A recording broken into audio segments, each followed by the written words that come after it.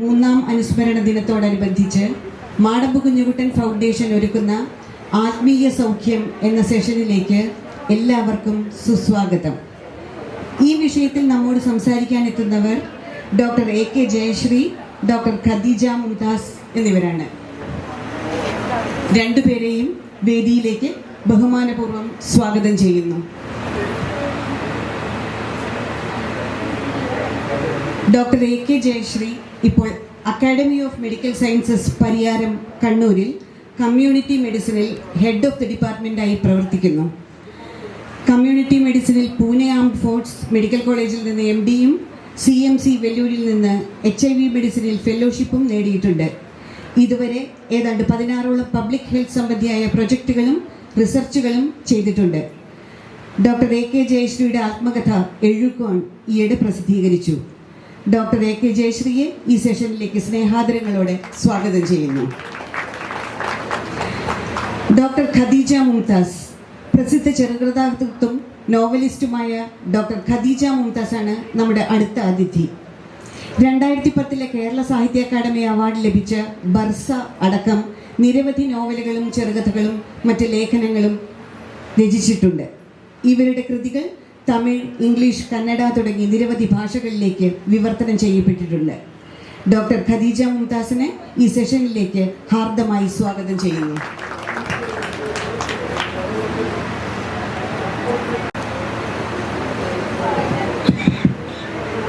എല്ലാവർക്കും നമസ്കാരം. ആദ്യമായിട്ട് മാടമ്പ് കുഞ്ഞുകുട്ടൻ്റെ അനുസ്മരണ ദിനത്തിൽ ഇത്രയും എന്താ പറയുക മഹത്തായ ഒരു വിഷയം ചർച്ച ചെയ്തുകൊണ്ടിരിക്കുന്ന ഒരു വേദിയിൽ, ഒരു സെഷനിൽ ഡോക്ടർ ജയശ്രീയോടൊപ്പം പങ്കെടുക്കാൻ കഴിയുന്നതിലുള്ള സന്തോഷം അറിയിക്കുകയാണ്. ഡോക്ടർ ജയശ്രീയെ പറ്റി ആലോചിക്കുമ്പോൾ നമ്മളിപ്പോൾ പറഞ്ഞു കഴിഞ്ഞു, ഡോക്ടറുടെ എഴുകോൺ എന്ന പുസ്തകത്തെ ബേസ് ചെയ്തുകൊണ്ടാണ് പ്രധാനമായിട്ട് ഈ ആത്മസൗഖ്യം എന്നുള്ള വിഷയത്തിലേക്ക് നമ്മൾ വരുന്നത്.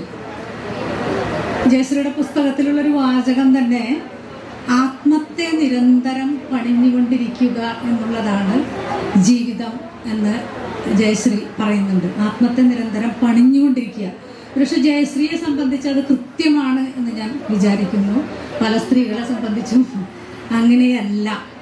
വാസ്തവത്തിൽ ആത്മത്തെ ചുരുക്കി കെട്ടിക്കൊണ്ട് മറ്റുള്ളവർക്ക് വേണ്ടി അമർത്തിക്കൊണ്ടൊക്കെ ജീവിക്കുന്ന സ്ത്രീകളെയാണ് നാം നമുക്ക് ചുറ്റും കണ്ടുകൊണ്ടിരിക്കുന്നത്. അതിൽ നിന്ന് വ്യത്യസ്തയായിട്ടുള്ള ഒരു വ്യക്തിയെയാണ് നമ്മളിപ്പോൾ പരിചയപ്പെടുന്നത്.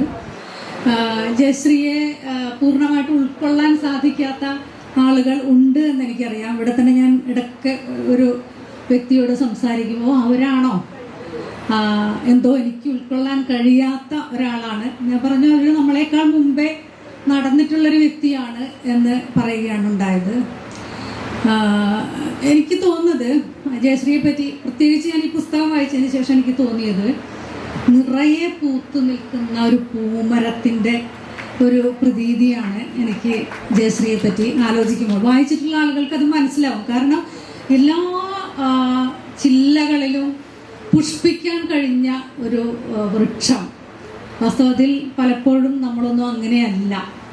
മുരടിച്ച് നിന്ന് പോകുന്നവർ, പുഷ്പിക്കാതെ പോകുന്നവർ, അല്ലെങ്കിൽ ഉണ്ടാകുന്ന ഫലങ്ങൾ തന്നെ വളരാതെ പോകുന്നവർ ഒക്കെയാണ്. അപ്പോൾ അതിൽ നിന്ന് വ്യത്യസ്തമായിട്ട് തൻ്റെ വ്യക്തിത്വത്തെ അല്ലെങ്കിൽ ആത്മത്തെ പൂർണ്ണമായിട്ടും എന്ന് ഞാൻ വിചാരിക്കുന്നു വളർത്തിയെടുക്കാൻ കഴിഞ്ഞ ഒരു വ്യക്തിയായിട്ടാണ് ഞാൻ വിചാരിക്കുന്നത്. ജയശ്രീയുടെ ഭൗതിക തലത്തിലുള്ള നേട്ടങ്ങളെ പറ്റിയൊക്കെ ഇവിടെ പറഞ്ഞു കഴിഞ്ഞു. ഡോക്ടറാണ്, പല മേഖലകളിൽ പ്രവർത്തിച്ചിട്ടുള്ള ഒരാളാണ്. ഒരൊറ്റ മേഖലയിൽ, ഇപ്പം ഞാനാണെങ്കിൽ ഞാൻ ഒരു ഗൈനക്കോളജിസ്റ്റാണ്. ആ ഒരു മേഖലയിൽ വേണമെങ്കിൽ HIV-യുടെ രംഗത്ത് കുറച്ച് ഉണ്ടായിരുന്നോ, അത് ഉദ്യോഗത്തിൻ്റെ ഭാഗമായിട്ട് മാത്രമാണ്. അതിനപ്പുറത്ത് സ്വച്ഛപ്രകാരം തൻ്റെ പ്രവർത്തന മേഖല തിരഞ്ഞെടുക്കുകയും പ്രവർത്തിക്കുകയും ചെയ്തു എന്നുള്ളതാണ് ജയശ്രീയെ വ്യത്യസ്തയാക്കുന്നത് എന്നാണ് ഞാൻ വിചാരിക്കുന്നത്. എനിക്ക് ജയശ്രീയെ പറ്റി പറഞ്ഞ പോലെ മറ്റുള്ളവർ പറയുമ്പോഴും അതേപോലെ എനിക്കും ഒരു തോന്നലൊക്കെ ഉണ്ടായിട്ടുണ്ട്. ഒരു പ്രത്യേകിച്ച് ലൈംഗിക തൊഴിലാളികളുടെ ഇടയിലൊക്കെ പ്രവർത്തിച്ച ആളാണ്. അതൊന്നും എനിക്ക് സങ്കല്പിക്കാൻ പോലും പറ്റാത്ത ഒരു രീതിയാണ്. അപ്പം എനിക്ക് ഒരു വരണ്ട രീതിയിലുള്ളൊരു സാമൂഹ്യ പ്രവർത്തകയുടെ ഒക്കെ ഒരു പരിവേഷം എനിക്ക് ജയശ്രീയെ പറ്റി ഉണ്ടായിട്ടുണ്ട്. പക്ഷെ ജയശ്രീയെ പരിചയപ്പെടുമ്പോഴും സംസാരിക്കുമ്പോഴും ഒന്ന് അത് തോന്നാറും ഇല്ല. പക്ഷെ ഞാനിപ്പോൾ മനസ്സിലാക്കുന്നത്, ഈ പുസ്തകം വായിക്കുമ്പോൾ പ്രത്യേകിച്ച് ഞാൻ മനസ്സിലാക്കുന്നത്, ജയശ്രീ ഇടപെട്ടിട്ടുള്ള ഓരോ കാര്യവും ജയശ്രീക്ക് സന്തോഷം നൽകിയിട്ടുണ്ട് എന്നുള്ളതാണ്. അപ്പോൾ നമ്മളൊരു സാമൂഹ്യ പ്രവർത്തനം എന്ന് പറയുമ്പോൾ ഞാൻ എന്നെ മറന്നുകൊണ്ട് ഞാൻ സമൂഹത്തിന് വേണ്ടി എന്തൊക്കെയോ ചെയ്യുന്നു എന്നുള്ള രീതിയിലല്ല. ജയശ്രീ ഇടപെട്ട മേഖലകളിലൊക്കെ ജയശ്രീക്ക് സ്വയം ആത്മീയ സൗഖ്യം ഉണ്ടായിട്ടുണ്ട് എന്ന് ഞാൻ വിചാരിക്കുന്നു. എല്ലാ മേഖലകളും അങ്ങനെ തന്നെയാണ്. ഇഷ്ടപ്പെട്ടുകൊണ്ടാണ് അതിലേക്ക് ഇറങ്ങുന്നത്. അതുകൊണ്ട് തന്നെ അതിൻ്റെ പൂർണ്ണമായ അനുഭവങ്ങൾ സ്വായത്തമാക്കാനും ജയശ്രീക്ക് സാധിച്ചിട്ടുണ്ട് എന്നാണ് ഞാൻ വിചാരിക്കുന്നത്. ജയശ്രീയെ പറ്റി പറയുകയാണെങ്കിൽ ഇപ്പോൾ ഒരു ആത്മീയതയുമായിട്ട് ജയശ്രീയെ എങ്ങനെ ബന്ധിപ്പിക്കുമെന്ന് ചോദിച്ചാൽ ഞാൻ പറയാം, ജയശ്രീയുടെ ജീവിതം തന്നെ നേരത്തെ ഞാൻ പറഞ്ഞു കഴിഞ്ഞു. ആത്മത്തെ എങ്ങനെ പണിഞ്ഞെടുക്കാം, ജയശ്രീയുടെ ഓരോ പ്രവൃത്തിയിലും ആ ഒരു ആത്മീയത ഉണ്ട് എന്നാണ് ഞാൻ വിചാരിക്കുന്നത്. അതിൻ്റെ അപ്പുറത്ത് ജയശ്രീ ഒരു സാധാരണ രീതിയിലുള്ള ഒരു കുടുംബത്തിൽ ജനിച്ചു വളർന്ന ആൾ തന്നെയാണ്. തീർച്ചയായിട്ടും ജയശ്രീയുടെ അച്ഛൻ കുറച്ചുകൂടി ഓപ്പണായിട്ടുള്ള, കുറച്ചുകൂടി സ്വാതന്ത്ര്യത്തിന് വില മതിക്കുന്ന ഒക്കെ ഒരാളായിരുന്നു. കുറച്ച് സ്വാതന്ത്ര്യമൊക്കെ അനുവദിച്ചിരുന്ന ആളൊക്കെ ആയിരുന്നു എന്ന് പറയാമെങ്കിലും ഒരു പെൺകുട്ടിക്ക് അച്ഛനും അമ്മയും കൊടുക്കുന്ന എത്ര സ്വാതന്ത്ര്യം കൊടുത്താലും അവിടെ ഒരു സുരക്ഷിതമായിട്ടുള്ളൊരു വലയം അവിടെ ഉണ്ട്. ആ ഒരു വലയത്തിനകത്ത് തന്നെയാണ് ജയശ്രീ വളർന്നിട്ടുള്ളത് എന്നാണ് ഞാൻ വിചാരിക്കുന്നത്. ശാസ്ത്രത്തിനോട് വളരെയധികം ആഭിമുഖ്യം ഉണ്ടായിരുന്ന ആളാണ് ജയശ്രീ. അതേപോലെ തന്നെ ചെറിയ പ്രായം മുതലേ ആത്മീയത, ആ ഒരു അർത്ഥത്തിൽ തന്നെ ദൈവം, ഇപ്പം നമ്മൾ ആത്മീയതയെ പറ്റി വളരെയധികം കേട്ട് കഴിഞ്ഞു.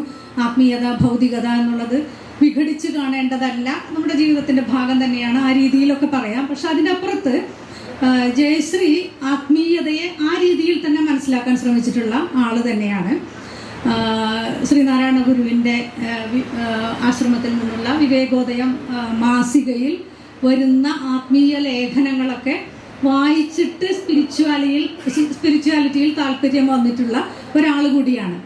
പിന്നെ ജയശ്രീക്ക് ചെറുപ്പത്തിലെ തോന്നിയിട്ടുള്ള ഒരു കാര്യം, ശാസ്ത്രത്തിൽ ആഭിമുഖ്യം ഉണ്ടായിരുന്നു എങ്കിലും ശാസ്ത്രത്തിന് എൻ്റെ വൈകാരികമായിട്ടുള്ള ഒരു സംതൃപ്തി കൂടി, അല്ലെങ്കിൽ അത് പൂർണ്ണമായിട്ട് നൽകാൻ സാധിക്കില്ല എന്നുള്ള ഒരു തിരിച്ചറിവും ഉണ്ടായിരുന്നു. അപ്പോൾ ഇതിൻ്റെ ഒരു കോമ്പിനേഷൻ ആവശ്യമുണ്ട് എന്നുള്ളൊരു തോന്നൽ ജയശ്രീക്ക് ഉണ്ടായിരുന്നു. അങ്ങനെയാണ് ജയശ്രീ നടരാജഗുരുവിനെ ആദ്യമായിട്ട് തൻ്റെ ഗുരുവായിട്ട് കണ്ടെത്തുന്നു. ശ്രീനാരായണ ഗുരുവിൻ്റെ ശിഷ്യനായ നടരാജ ഗുരുവിനെ ആദ്യമായിട്ട് കാണുന്നു, അദ്ദേഹത്തിൻ്റെ പ്രഭാഷണം കേൾക്കുന്നു. അദ്ദേഹം ശാസ്ത്രത്തെയും നാരായണ ഗുരു ദർശനങ്ങളെയും സംയോജിപ്പിക്കുന്ന രീതിയിലാണ് അന്നൊരു പ്രഭാഷണം അവിടെ ജയശ്രീ കേട്ടത് എന്നാണ് പറയുന്നത്. ഫിസിയോളജിയെയും ഫിസിക്സിനെയും നാരായണ ഗുരു ദർശനങ്ങളെയും സംയോജിപ്പിക്കുന്ന ഒരു ടോക്ക് കേൾക്കുമ്പോൾ ഇതാണ് എൻ്റെ ഗുരു എന്നുള്ളൊരു തോന്നല് വാസ്തവത്തിൽ ജയശ്രീക്ക് ഉണ്ടാകുന്നു. അതിനുശേഷം നടരാജഗുരുവിനെ കൂടുതൽ പരിചയപ്പെടണമെന്ന് വിചാരിക്കുമ്പോഴത്തേക്കും നടരാജഗുരു മരണപ്പെട്ടു പോകുന്നു. പിന്നീട് നമ്മുടെ നിത്യചൈതന്യയതി നടരാജഗുരുവിൻ്റെ ശിഷ്യനാണ് എന്ന് മനസ്സിലാക്കുന്നു. അദ്ദേഹത്തിൻ്റെ ലേഖനങ്ങൾ വായിക്കുന്നു. നിത്യചൈതന്യയതിയുടെ ആശ്രമത്തിലേക്ക് പോകുന്നുണ്ട്. ഒരു പക്ഷേ അവിടെ ഒരു ശിഷ്യയായിട്ട് അവിടുത്തെ സഹവാസികളുമൊക്കെ ആയിട്ടുള്ള ഒരു ആത്മീയ പരിസരത്തിൽ ജീവിച്ചു പോകാമായിരുന്നു താൻ എന്ന്, അല്ലെങ്കിൽ അങ്ങനെ ആയി പോകുമായിരുന്നു ഒരു പക്ഷേ എന്ന് ജയശ്രീ പോലും സംശയിക്കുന്നുണ്ട്. പക്ഷെ ജയശ്രീയുടെ ജീവിതം മാറ്റിമറിക്കുന്ന ചില കാര്യങ്ങൾ, അതും ജയശ്രീയുടെ തെരഞ്ഞെടുപ്പ് തന്നെയായിരുന്നു.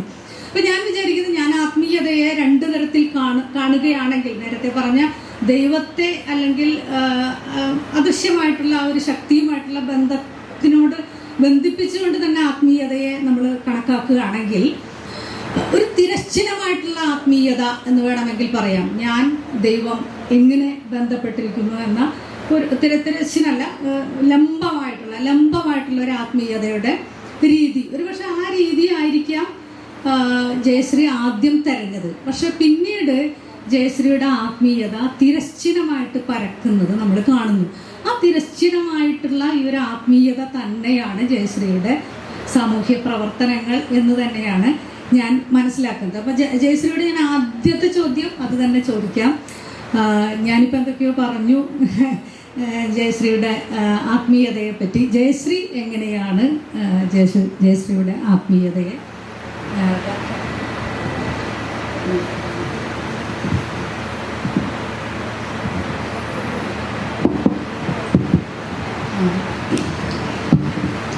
ആദ്യമായി ഡോക്ടർ ഖദീജ ദാസിൽ നിന്ന് ഇതിനെക്കുറിച്ചുള്ള ഞാൻ എഴുതിയ പുസ്തകത്തിനെക്കുറിച്ചുള്ള കാര്യങ്ങൾ കേട്ടതൊരു സുഖമുള്ള കാര്യമായിട്ട് എനിക്ക് തോന്നുന്നു. ഞാനൊരിക്കലും ഒരു പുസ്തകം എഴുതണമെന്ന് വിചാരിച്ചിട്ടുള്ള ആളല്ല. അത് വളരെ യാദൃശ്ചികമായിട്ട് സംഭവിച്ചു പോയി എന്നുള്ളത് മാത്രമേ ഉള്ളൂ. എന്നോട് ഒരു സീരീസ് എഴുതാൻ ഒരു പബ്ലിഷർ ആവശ്യപ്പെട്ടു. അത് പിന്നെ സീരീസ് പുസ്തകമാക്കട്ടെ എന്ന് ചോദിച്ചു. ഞാൻ ചെയ്തോളാൻ പറഞ്ഞു എന്നുള്ളതല്ലാതെ ഞാനൊരു പുസ്തകം എഴുതി പ്രസിദ്ധീകരിക്കാനൊന്നും വിചാരിച്ചിട്ടുണ്ടായില്ല. അതുകൊണ്ട് എനിക്ക് തന്നെ അറിയില്ല അതൊരു പുസ്തകമാണോ എന്ന് പോലും എനിക്കറിയില്ല. അതുകൊണ്ട് തന്നെയാണ് വേറൊരാളെ കുറിച്ച് പറഞ്ഞ് കേൾക്കുമ്പോൾ ഒരു സുഖമുണ്ട്. അതാണല്ലോ ആത്മീയത എന്ന് പറഞ്ഞാൽ അത് തന്നെയാണെന്ന് എനിക്ക് തോന്നുന്നു. ഒരാൾ നമ്മുടെ പുറത്തുനിന്നത് പോയിട്ട് വേറൊരാളിൽ നിന്ന് വരുമ്പോൾ ആണത് ആത്മീയമാകുന്നതെന്നാണ് എനിക്ക് തോന്നുന്നത്. അതുപോലെ ഈ സുഖം, സൗഖ്യം എന്നൊരു, ഞങ്ങൾ ഡോക്ടർമാരായതുകൊണ്ടാണെന്ന് തോന്നുന്നു വെങ്കിടേഷ് അങ്ങനൊരു വിഷയം സൗഖ്യം എന്ന് വെച്ചത്. പക്ഷെ അത് വളരെ വളരെ പ്രധാനമാണെന്ന് എനിക്ക് തോന്നുന്നു.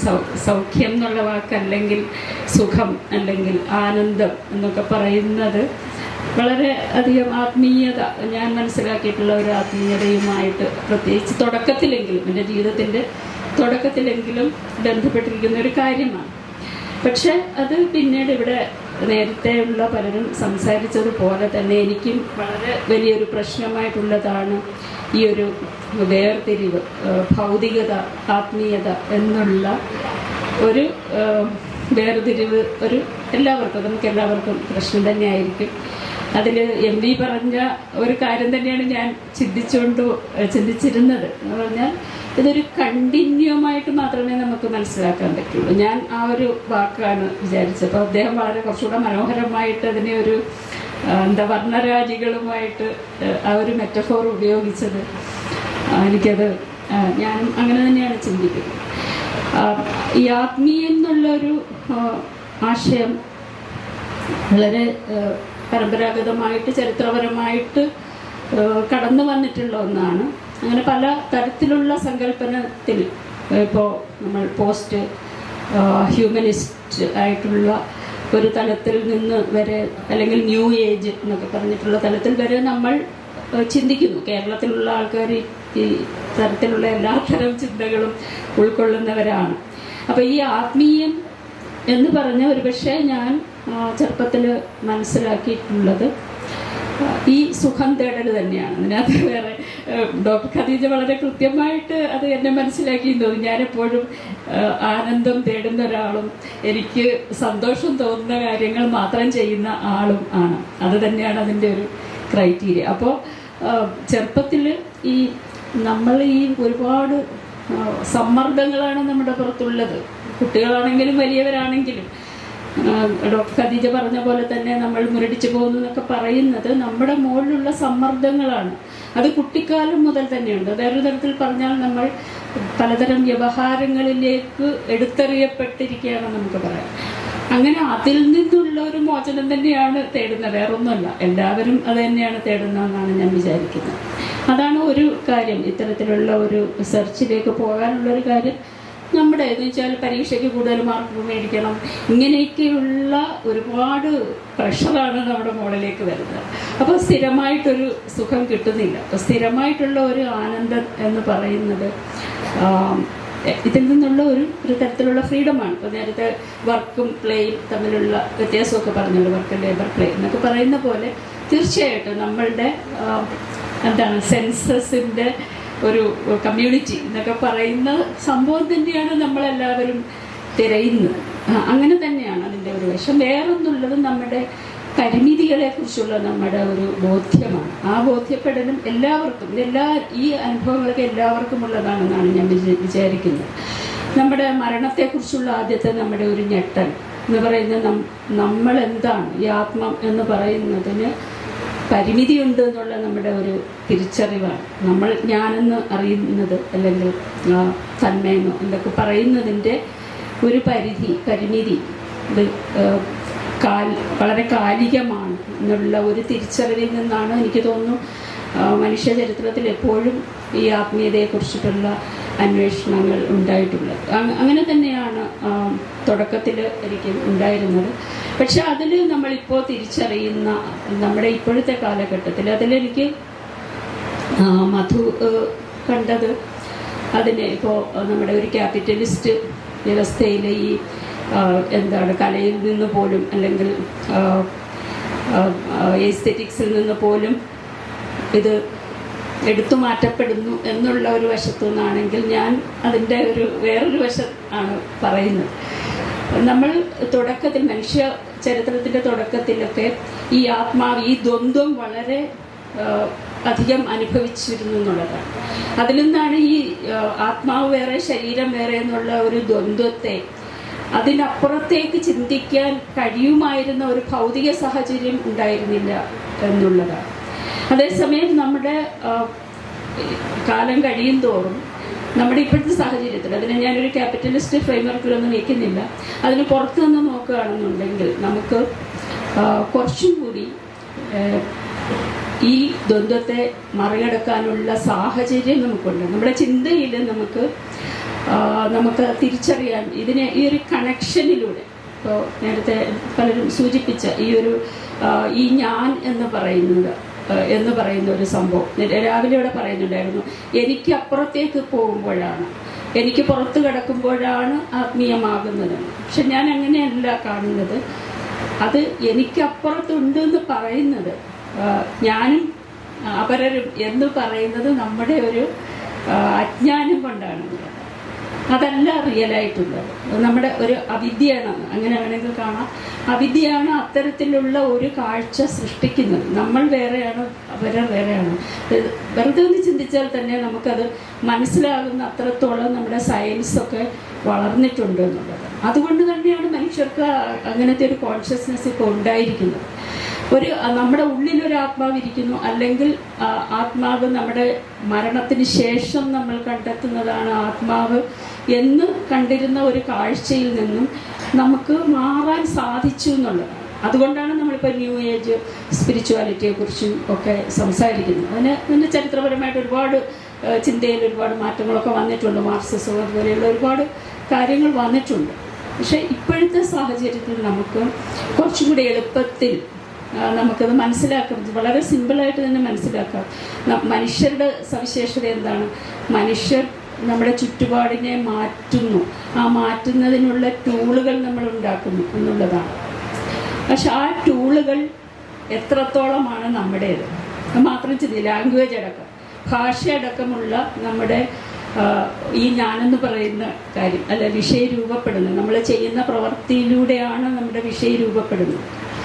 അത് എത്രത്തോളമാണ് നമ്മുടേതെന്ന് പറയാവുന്നത് വെറുതെ ചിന്തിച്ചാൽ തന്നെ നമുക്ക് മനസ്സിലാവും. ഇതെല്ലാം തന്നെ നമുക്ക് പഴയ കാലത്തു നിന്നോ കിട്ടിയിട്ടുള്ളതോ അല്ലെങ്കിൽ നമ്മുടെ കൂടെ ജീവിക്കുന്ന ആളുകളിൽ നിന്നോ കിട്ടിയിട്ടുള്ളത് മാത്രമാണ്. അപ്പോൾ അതിൽ കൂടെ തന്നെ നമുക്ക് വളരെ ഭൗതികമായിട്ട് തന്നെ ആത്മീയതയെ മനസ്സിലാക്കാൻ പറ്റുന്നുള്ളതാണ്. അതിനെ അങ്ങനെ വേർതിരിച്ച് കാണേണ്ടതില്ല. പിന്നെ മാത്രമല്ല, ഞാനിപ്പോൾ തുടക്കത്തിലൊക്കെ ഈ പറഞ്ഞതുപോലെ നമ്മളുടെ ഒരു പഴയ ആത്മീയ സങ്കല്പത്തിൽ നേരത്തെ പറഞ്ഞ വിഷയം തന്നെയാണ്. ഒന്ന് വളരെ ഹൈറാർക്കിക്കലായിട്ട് കാണുന്ന ഒരു കാര്യം. നമുക്ക് ആത്മീയമായിട്ടുള്ള ഞാനും അങ്ങനെ വിചാരിച്ചിരുന്ന കാലമുണ്ട്. അതുകൊണ്ടാണ് പറയുന്നത്, അങ്ങനെ ആത്മീയമായിട്ടുള്ള ആനന്ദം എന്ന് പറയുന്ന ഒരു അവസ്ഥയിൽ എത്തിക്കഴിഞ്ഞാൽ പിന്നെ നമുക്ക് അവിടെ തന്നെ ഇരിക്കാൻ പറ്റും. പിന്നെ നമുക്ക് മറ്റ് വിഷമങ്ങളൊന്നും നമ്മളെ ബാധിക്കില്ല. അങ്ങനെയുള്ള ആളുകൾക്ക് നമ്മളൊരു ഉയർന്ന പൊസിഷൻ കൊടുക്കുന്നു. അങ്ങനെ ഒരു കാര്യം. അതുപോലെ ഇതിന് കൃത്യമായ ചില ആചാരങ്ങളുണ്ട്, കൃത്യമായ ചില മാർഗങ്ങളിലൂടെയാണ് നമ്മൾ നേടുന്നത്. അപ്പോൾ ഇതുപോലെയുള്ള കാര്യങ്ങളൊക്കെ ഇതൊന്നും ആത്മീയത അല്ല എന്നുള്ളൊരു തിരിച്ചറിവ്, അല്ലെങ്കിൽ ആത്മീയതയിൽ നമുക്ക് എപ്പോഴും ഇരിക്കാൻ പറ്റില്ല എന്നുള്ള ഒരു തിരിച്ചറിവിൽ നിന്നാണ് ഇതൊരു കണ്ടിന്യൂമായിട്ട് തന്നെ നമുക്ക് തിരിച്ചറിയാൻ പറ്റും. ചില മൊമെൻറ്റുകളാണ് ഇപ്പോൾ ഈ പറഞ്ഞ പോലെ എല്ലാ മനുഷ്യരും അനുഭവിക്കുന്ന വളരെ സബ്ലൈമായിട്ടുള്ള ഒരു പൂവിൻ്റെ ഭംഗി കാണുമ്പോഴായിരിക്കാം, അല്ലെങ്കിൽ ഒരു പാട്ട് കേൾക്കുമ്പോഴായിരിക്കാം, ഒക്കെ നമുക്ക് അനുഭവം വേദ്യമാകുന്ന മൊമെൻറ്റുകളാണ് ആത്മീയത എന്ന് പറയാം. നമുക്ക് പലതരത്തിൽ ഡിഫൈൻ ചെയ്യാം, അങ്ങനെ നമുക്ക് കാണാൻ പറ്റും. അപ്പോൾ അത് ഭൗതികമായി ജീവിക്കുന്ന കുറേ ആൾക്കാരും ആത്മീയമായി ജീവിക്കുന്ന കുറേ ആൾക്കാരും അങ്ങനെയുണ്ടോ? അങ്ങനെ ഒരു ഡിവിഷനുണ്ടോ? എൻ്റെ അഭിപ്രായത്തിൽ എല്ലാ മനുഷ്യരുടെ ഘടനാപരമായിട്ടുള്ള അല്ലെങ്കിൽ അസ്തിത്വപരമായിട്ടുള്ള ഒരു കാര്യം തന്നെയാണ് ഈ ഒരു ഭൗതികവും ആത്മീയവുമായിട്ടുള്ള ഒരു തുടർച്ച എന്ന് പറയുന്നത്. അത് ഏതെല്ലാം തരത്തിലായിരിക്കാം, അതിൽ ആ ഒരു തലങ്ങളിൽ മാത്രം അല്ലെങ്കിൽ അതിൻ്റെ നിറങ്ങളിൽ മാത്രമാണ് വ്യത്യാസം ഉണ്ടാകുന്നത്.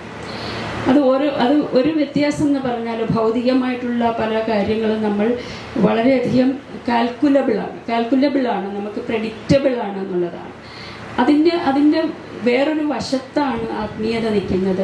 അതുകൊണ്ട് തന്നെ ഓരോ വ്യക്തിക്കും വളരെ യുണീക്കായിട്ടുള്ള എക്സ്പീരിയൻസുകൾ ഉണ്ടാകും എന്നാണ് ഞാൻ വിചാരിക്കുന്നത്. പക്ഷെ അതില്ലാതെ കഴിയില്ല. ഒരുപക്ഷെ എല്ലാവരും അത് അന്വേഷിക്കുന്നുണ്ട്, പല രീതിയിലായിരിക്കുന്നു മാത്രമേ ഉള്ളൂ. അത് മനുഷ്യരുടെ ഘടനാപരമായിട്ടുള്ള ഒരു കാര്യം തന്നെയാണ്.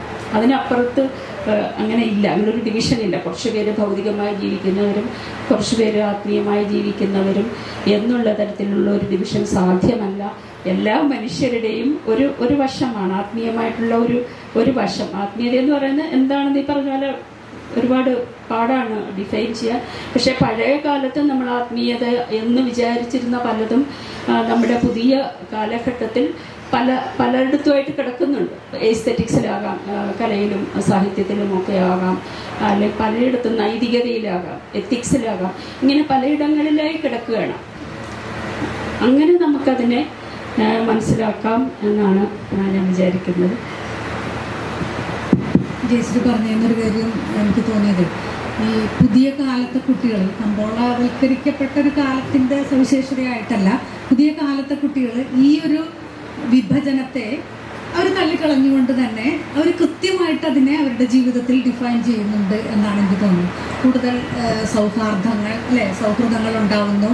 ഇപ്പോൾ പ്രണയത്തെ തന്നെ അവർക്ക് ആ രീതിയിൽ ജയശ്രീ എന്ന് പറയുന്നുണ്ട്, അവർക്ക് അവരുടെ ഉള്ളം കയ്യിൽ എടുത്തു വെച്ചിട്ട് അതിനെ ഡിഫൈൻ ചെയ്യാൻ പറ്റുന്നുണ്ട്, അതിനെപ്പറ്റി സംസാരിക്കാൻ പറ്റുന്നുണ്ട്. അപ്പം ഇത് വ്യത്യസ്തമല്ല, ഇതൊരു ജീവിതത്തിൻ്റെ ഒരു ഭാഗമായിട്ട് തന്നെ പുതിയ കുട്ടികൾ മനസ്സിലാക്കുന്നുണ്ട് എന്നാണ് എനിക്ക് ജയശ്രീയുടെ വായനയിൽ നിന്നും എനിക്കും തോന്നുന്നത്.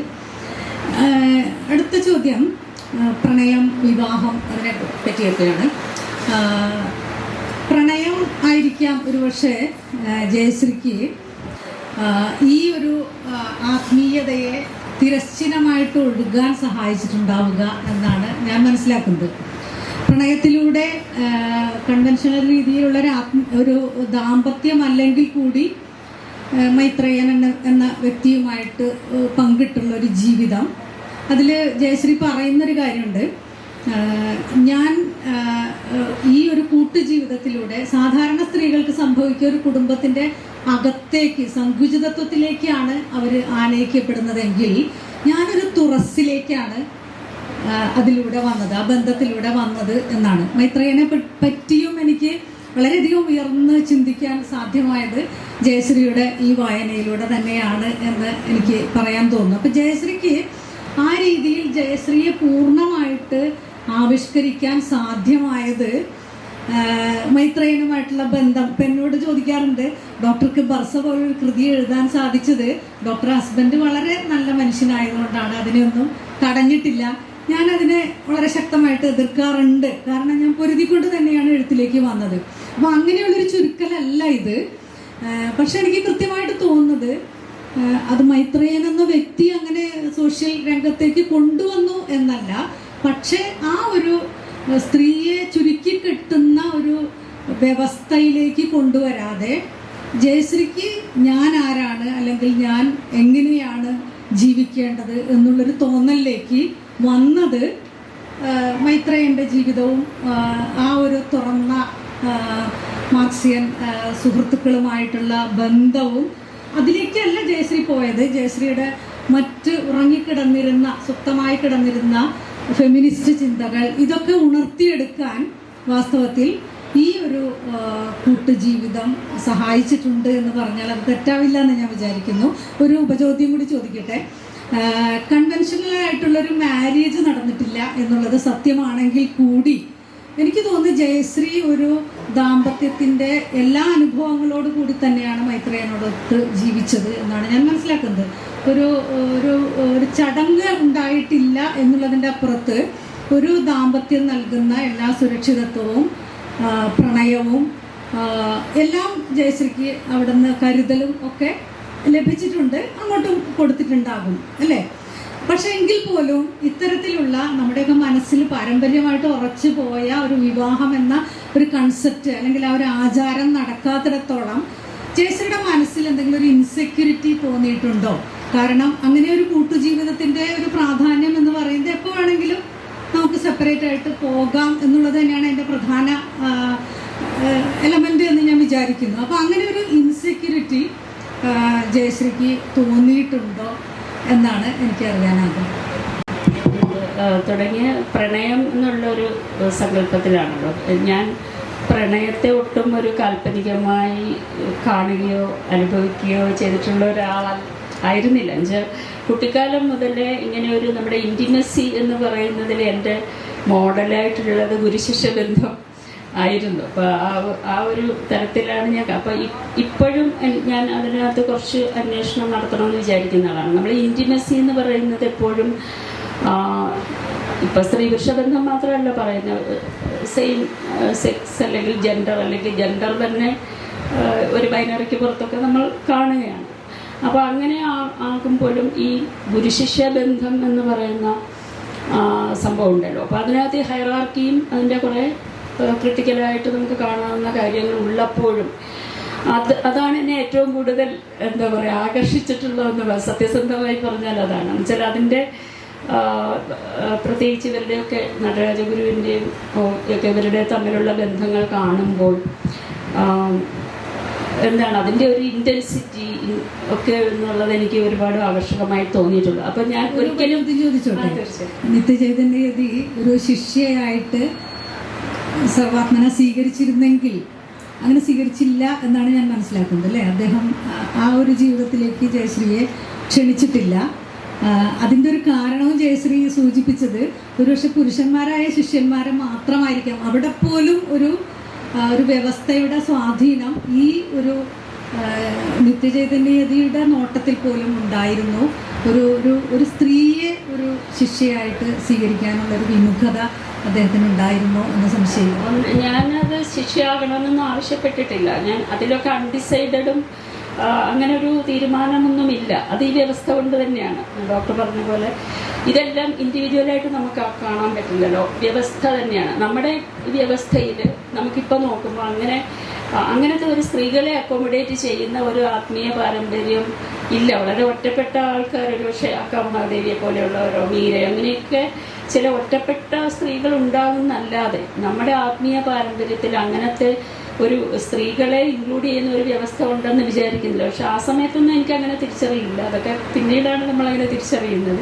പക്ഷെ അതുകൊണ്ട് തന്നെ അങ്ങനത്തെ ഒരു സാഹചര്യമൊന്നുമില്ല. അത് ഞാൻ കൽപ്പനികവൽക്കരിച്ചു എന്നുള്ളതിനപ്പുറത്തോട്ട് അതിനുള്ളൊരു ഭൗതിക സാഹചര്യമൊന്നും നിലനിൽക്കുന്നില്ല. നമ്മളിപ്പോൾ പ്രണയമൊക്കെ കുറേയൊക്കെ അംഗീകരിക്കും, നമ്മുടെ നാട്ടിൽ കുറേയൊക്കെ അംഗീകരിക്കുന്ന കാര്യമാണ്, ഇതിനേക്കാൾ കൂടുതൽ അംഗീകരിക്കുന്ന കാര്യമാണ്.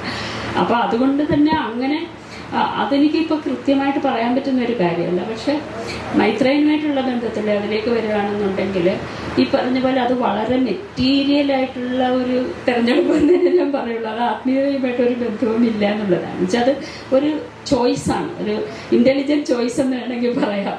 എന്ന് പറഞ്ഞാൽ ഇപ്പോൾ കൺവെൻഷനലായിട്ടുള്ള ഒരു വിവാഹം എന്ന് പറയുന്ന ഒരു സംഭവത്തിനോട് എനിക്ക് ഒരു കാലത്തും താല്പര്യം തോന്നിയിട്ടില്ല. ഒരിക്കലും അത് ഒട്ടും ചെയ്യാനും പറ്റാത്ത ഒരു കാര്യമാണ്. അതേസമയം ഇപ്പം ഇത്തരത്തിലുള്ള ഒരു കാര്യം ഒരുമിച്ച് ജീവിക്കുക എന്നൊക്കെ ഉള്ളത് കുറച്ചെങ്കിലും ചിന്തിക്കാൻ പറ്റുന്ന കാര്യമായിരുന്നു.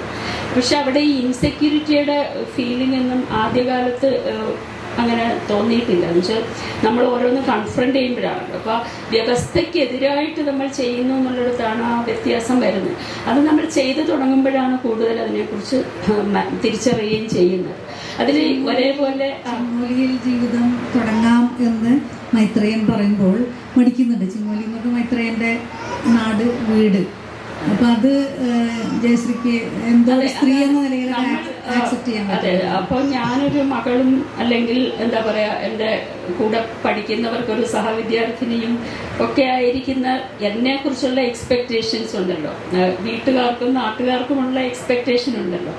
അപ്പോൾ അതിനനുസരിച്ചല്ല നമ്മൾ പോകുന്നതെന്നുള്ള റിയലൈസേഷൻ വരുന്നിടത്താണ് അതായത് പറഞ്ഞു ഓരോ സ്റ്റെപ്പിലും നമ്മൾ കൺഫ്രണ്ട് ചെയ്യാണ്.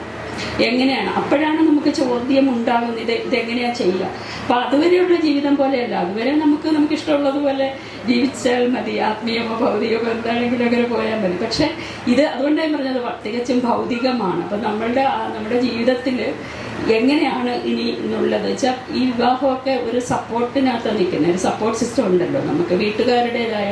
അതാണ് വ്യത്യാസം ചോദിച്ചല്ലോ. അപ്പം പലരും ചോദിക്കുന്ന ചോദ്യമാണ്, നിങ്ങൾ ലിവിങ് ടുഗദർ ആണെങ്കിലും എല്ലാവരും ജീവിക്കുന്ന പോലെ തന്നെയല്ലേ ജീവിക്കുന്നതെന്ന് ചോദിക്കും. അവിടെയുള്ളൊരു വ്യത്യാസം ഇതാണ്, ഈ സപ്പോർട്ട് സിസ്റ്റം നമുക്കില്ല എന്നുള്ളതാണ് പിന്നീട്.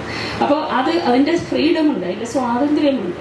അപ്പോൾ സാധാരണ നമ്മളെ എല്ലാ കാര്യത്തിലും നമ്മുടെ ബന്ധുക്കൾ ഡിറ്റർമിൻ ചെയ്യും. ഇപ്പോൾ നമ്മുടെ കുഞ്ഞിൻ്റെ ചരടുകെട്ടാകട്ടെ, അല്ലെങ്കിൽ നമ്മൾ ഓരോരോ കാര്യങ്ങളുണ്ടല്ലോ, ഓരോരോ ആചാരങ്ങൾ ചെയ്യുന്നത്. അപ്പോൾ ഞങ്ങളുടെ ജീവിതത്തിൽ എനിക്ക് കിട്ടിയ ഏറ്റവും വലിയ ഫ്രീഡം എന്ന് പറഞ്ഞാൽ തുടക്കത്തിൽ തന്നെ നമ്മൾ വീട്ടുകാരെ അതിൻ്റെ ഒരു ചടങ്ങിലും ബന്ധപ്പെടുത്തുന്നില്ല എന്നുള്ളതാണ്. അത് വലിയൊരു സ്വാതന്ത്ര്യമാണ്. അപ്പോൾ നമുക്ക് ഒന്നിനോടും നമ്മൾ അതിലാണ് എനിക്ക് മൈത്രേയനോട് വളരെയധികം കടപ്പാടുള്ളത്. എന്നുവെച്ചാൽ മൈത്രേയൻ ഒരിക്കലും അങ്ങനെ പലപ്പോഴും ലിവിങ് ടുഗദർ ആണെങ്കിലും ലവ് മാരേജ് ആണെങ്കിലും ഒക്കെ സ്ത്രീകൾ അനുഭവിക്കാറുള്ളൊരു പ്രശ്നം അതാണ്. എന്നുവെച്ചാൽ അവർ പ്രണയം ഒക്കെ വലുതായിട്ടുണ്ടാവും, കല്യാണം ഉണ്ടാവില്ലേ, കല്യാണം കഴിക്കാതെ ജീവിക്കുന്നുണ്ടാവും. പക്ഷേ ഈ സിസ്റ്റത്തിനെ റെസിസ്റ്റ് ചെയ്യുന്നിടത്ത് സ്ത്രീകൾ ഒറ്റയ്ക്കായി പോകും. അവിടെ ഈ കാമുകന്മാരുടെ ഒന്നും സപ്പോർട്ട് പലപ്പോഴും കിട്ടാറില്ല. ആ ഒരു കാര്യത്തിൽ മൈത്രേയൻ വളരെ വ്യത്യസ്തമായിരുന്നു എന്നുള്ളത് എനിക്ക് വലിയൊരു ഫ്രീഡമാണ്. എന്നുവെച്ചാൽ വീട്ടുകാരുടെയോ നാട്ടുകാരുടെ പോലും പലപ്പോഴും അതിനെ റെസിസ്റ്റ് ചെയ്യുന്നതിന് മൈത്രേയൻ വളരെ സപ്പോർട്ടിങ് ആയിരുന്നു. പിന്നെ അതിൽ ഇൻസെക്യൂരിറ്റിയുടെയൊക്കെ ഒരുപാട് കാര്യങ്ങൾ വരുന്നത് സാമൂഹ്യമായിട്ടുള്ള ഒരു വ്യവസ്ഥയുടെ ഫലം കൂടിയാണ്, നമ്മുടെ വ്യക്തിപരം മാത്രമല്ലല്ലോ. അപ്പോൾ അങ്ങനെയുള്ള ഒരുപാട് ക്രൈസിസുകളും കാര്യങ്ങളും വ്യക്തിപരമായിട്ട് നമുക്ക് ഉണ്ടായിരിക്കും. അത് വ്യവസ്ഥയുടെ ഭാഗമാണ്. അങ്ങനെയാണ് ഫെമിനിസത്തിലേക്ക് ശരിക്കും പറഞ്ഞാൽ അതിലേക്ക് എടുത്തെറിയപ്പെടുകയാണ്. എന്നുവെച്ചാൽ അങ്ങനെ അല്ലാതെ പറ്റില്ല എന്നുള്ളതുകൊണ്ടാണ്. അങ്ങനെയല്ലാതെ നമ്മൾ എന്താണ് ഉത്തരം പറയുന്നത്, നമ്മൾ ഓരോരുത്തരുടെ ഉത്തരം പറയാനുള്ള ബാധ്യത വരെയാണ്. ഞാൻ മെഡിക്കൽ കോളേജിലാണ് പഠിക്കുന്ന ആ സമയത്ത്, അറിയാലോ. അപ്പം നമ്മുടെ കൂടെയുള്ള ആളുകൾ ചോദിക്കും, എല്ലാവരും ചോദിക്കും, നാട്ടുകാർ ചോദിക്കും, വീട്ടുകാർ ചോദിക്കും. അപ്പോൾ ഇവരോടെല്ലാം നമ്മൾ ഉത്തരം പറയാനുള്ള ബാധ്യത വരുന്നു. അപ്പോൾ ഒരു ആശ്രമത്തിലേക്ക് പോകാൻ ഇതിനേക്കാൾ ഡിഫിക്കൽട്ടാണ് ഞാൻ നോക്കിയിട്ട്. പക്ഷേ ഇതാണെങ്കിലും അത് ആളുകളോട് പറയാനുള്ള ബാധ്യത കൊണ്ടാണ് ഞാൻ ഒരുപക്ഷെ ഫെമിനിസം ഒക്കെ പറയാനും മനസ്സിലാക്കാനും തുടങ്ങിയത്. ഞാൻ വിശ്വസിക്കുന്നില്ല. അതിൻ്റെ ആശയങ്ങളൊക്കെ ജയശ്രീയിൽ എങ്ങനെയാലും ഉണ്ടായിട്ടുണ്ടാവാം. ജയശ്രീ അത്തരം വായനകളിലേക്കൊക്കെ പഠിക്കുന്ന കാലത്ത് തന്നെ തിരിയുന്നുണ്ട്. പിന്നെ സ്വയം ആവിഷ്കരിക്കാൻ അങ്ങനെ ഒരു ചോദ്യം ജയശ്രീയുടെ മനസ്സിൽ വരുന്നുണ്ട്. ഇത്ര സുഖമായിട്ട് ജീവിക്കുന്നു, സന്തോഷം, കരുതൽ, ഒന്നിച്ച് പുറത്തു പോകുന്നു, ഇതൊക്കെ ഉണ്ടാകുമ്പോൾ പോലും ചില അസ്വസ്ഥതകളൊക്കെ ഉണ്ട്. എന്നുവെച്ചാൽ വീട് ഒരു സത്രം പോലെയാണ്, ആര് വേണമെങ്കിലും വരികയും പോവുകയും ചെയ്യുന്നൊരു സ്ഥലമാണ്. അതൊക്കെ കുറച്ചൊരു അസ്വസ്ഥത ജയശ്രീക്ക് ഉണ്ടാക്കിയിട്ടുണ്ടെങ്കിൽ പോലും ഒരു സന്തോഷം, കരുതൽ ഒക്കെ ഉണ്ടായിരുന്നു. അപ്പോഴും ജയശ്രീക്ക് ഒരു തോന്നൽ വരികയാണ്, ഞാൻ എവിടെയാണ്, ഞാൻ ആരാണ്, അല്ലേ? അങ്ങനെ ഒരു തോന്നൽ വരുന്നതിലൂടെ തന്നെയാണ് എനിക്ക് തോന്നുന്നു ഫെമിനിസത്തിലേക്ക് ജയശ്രീ വരുന്നതും. സ്ത്രീകളുമായിട്ടുള്ളൊരു സൗഹൃദം എന്ന് പറയുന്നത് ഏറ്റവും സർഗപരമാണ് എന്നുകൂടി ജയശ്രീ മനസ്സിലാക്കുന്നുണ്ട്. ഫെമിനിസം എന്ന് പറയുമ്പോഴും ചിലപ്പോഴൊക്കെ അത് വളരെ ഡ്രൈ ആയിട്ടും, ഇല്ലേ, പുരുഷവിരുദ്ധമായിട്ടും, പുരുഷനെ എതിർക്കേണ്ടിടത്ത് എതിർക്കേണ്ടതുണ്ട്. പക്ഷെ അതിൻ്റെയൊക്കെ അപ്പുറത്ത് എനിക്ക് ജയശ്രീയുടെ ഫെമിനിസത്തിൽ മനസ്സിലാക്കിയത് ദീർഘകാലം നീണ്ടു നിൽക്കുന്ന സ്ത്രീകളുമായിട്ടുള്ളൊരു ബന്ധം, അല്ലേ, ഒന്നിച്ച് പ്രവർത്തിച്ച സ്ത്രീകളുമായിട്ടുള്ള ഒരു വലിയ ബന്ധം, പുരുഷനുമായിട്ടുള്ള ബന്ധം ചിലപ്പോഴൊക്കെ അത് താളം തെറ്റലുകളിലേക്ക് പോകാനുള്ള സാധ്യതയുള്ളപ്പോൾ സ്ത്രീകളുമായിട്ടുള്ള വലിയ ആത്മബന്ധം ജയശ്രീയുടെ വലിയൊരു നേട്ടമായിട്ട് ഞാൻ മനസ്സിലാക്കുന്നുണ്ട്. അടുത്തതായിട്ട് എനിക്ക് ചോദിക്കാനുള്ളത്, വേണമെങ്കിൽ പ്രണയത്തിൻ്റെ കാര്യത്തിൽ തന്നെ ചോദിക്കുമ്പോൾ എനിക്കത് ചോദിക്കാം. ദാമ്പത്യേതരമായിട്ടുള്ള ബന്ധങ്ങൾ, ഒരാളിൽ മാത്രം പ്രണയം കെട്ടി നിൽക്കേണ്ട ആവശ്യമില്ല എന്നുള്ള ഒരു ആശയക്കാരിയാണ് ജയശ്രീ. ഒരുപക്ഷെ അത് ജീവിതത്തിൽ പ്രാക്ടിക്കലാക്കിയിട്ടും ഉണ്ട് എന്ന് തന്നെയാണ് ഞാൻ വിചാരിക്കുന്നത്. അപ്പോൾ എനിക്കുള്ളൊരു ചെറിയൊരു സംശയം എന്താണെന്ന് വെച്ചാൽ, ദാമ്പത്യത്തിൽ പ്രണയം ഉണ്ടാവണം എന്നുള്ള കാര്യത്തിൽ ജയശ്രീക്ക് യാതൊരു സംശയമില്ല. പ്രണയമില്ലാത്ത ദാമ്പത്യങ്ങൾ ഏറ്റവും വലിയ ശാപമാണ് എന്ന് തന്നെ പറയാം. പക്ഷേ ഈ പ്രണയം ലഭിക്കുന്നത് വാസ്തവത്തിൽ അവരുമായിട്ട്, ആ ഒരു വ്യക്തിയുമായിട്ട് ഉള്ള സൗഹൃദം, ഐക്യദാർഢ്യം, നീതി അല്ലെ, ധർമ്മത്തെ പറ്റിയുള്ള ഒരു ലോയൽറ്റി ആയിരിക്കാം. അത് ലോയൽറ്റി എന്ന് തന്നെ വിളിക്കാൻ പറ്റുമെന്ന് എനിക്കറിയില്ല. അപ്പോൾ ഇതൊക്കെ ഉണ്ടെങ്കിൽ മാത്രമേ പ്രണയമുള്ളൂ, പ്രണയം ഉണ്ടെങ്കിലേ ആ ഒരു ബന്ധം നിലനിൽക്കുന്നുള്ളൂ എന്നും പറയുമ്പോൾ, ഒരു ദാമ്പത്യേതരമായിട്ടുള്ള, ദാമ്പത്യം എന്നുള്ള വാക്ക് തന്നെ ജയശ്രീയുടെ കാര്യത്തിൽ നമുക്ക് ഉപയോഗിക്കേണ്ടതില്ല.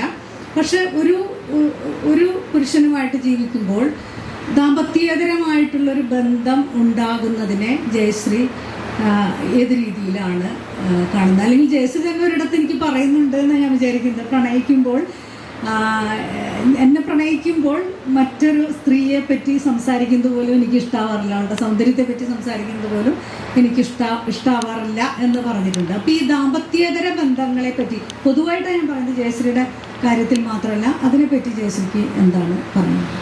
ഒരുപക്ഷെ ആ ഒരു സന്ദർഭത്തിലായതുകൊണ്ടാണ് ഈ പറഞ്ഞ മറ്റു സ്ത്രീകളുമായിട്ടുള്ള ബന്ധം പറയുന്നത്. ഫെമിനിസ്റ്റ് ഐക്യദാർഢ്യം എന്നൊക്കെ പറയുന്ന ഒരു സംഭവം ഞങ്ങൾ ഒരുമിച്ച് ജീവിക്കാൻ തുടങ്ങുന്ന സമയത്ത് എനിക്ക് ഒരു സ്ത്രീകളെയും അങ്ങനെ കണ്ടെത്താനില്ലാത്ത ഒരു സമയമാണിത്. എന്നുവെച്ചാൽ ഇപ്പോൾ ഉള്ളതുപോലെ അതുണ്ടാക്കുന്ന സെക്യൂരിറ്റി കാര്യങ്ങളുണ്ട്. അതാണ് ഇപ്പോൾ കേരളത്തിലൊന്നും ഒരു പ്രശ്നമില്ല. ഇപ്പോൾ നമ്മൾ പറയുന്ന കാര്യങ്ങൾ മനസ്സിലാക്കാവുന്ന എത്രയധികം സ്ത്രീകളുണ്ട് എന്നുള്ളത്. പക്ഷെ ആ ഒരു സമയത്ത്, ആ ഒരു സന്ദർഭത്തിൽ അങ്ങനെ സ്ത്രീകൾ ഉണ്ടായിരിക്കും. പക്ഷെ നമ്മൾ പരസ്പരം കണ്ടെത്താനുള്ള സ്ത്രീകളുണ്ട് തീർച്ചയായിട്ടും. പക്ഷെ നമുക്ക് പരസ്പരം കണ്ടെത്താനുള്ള സാഹചര്യം ഇല്ല എന്നുള്ളതാണ്.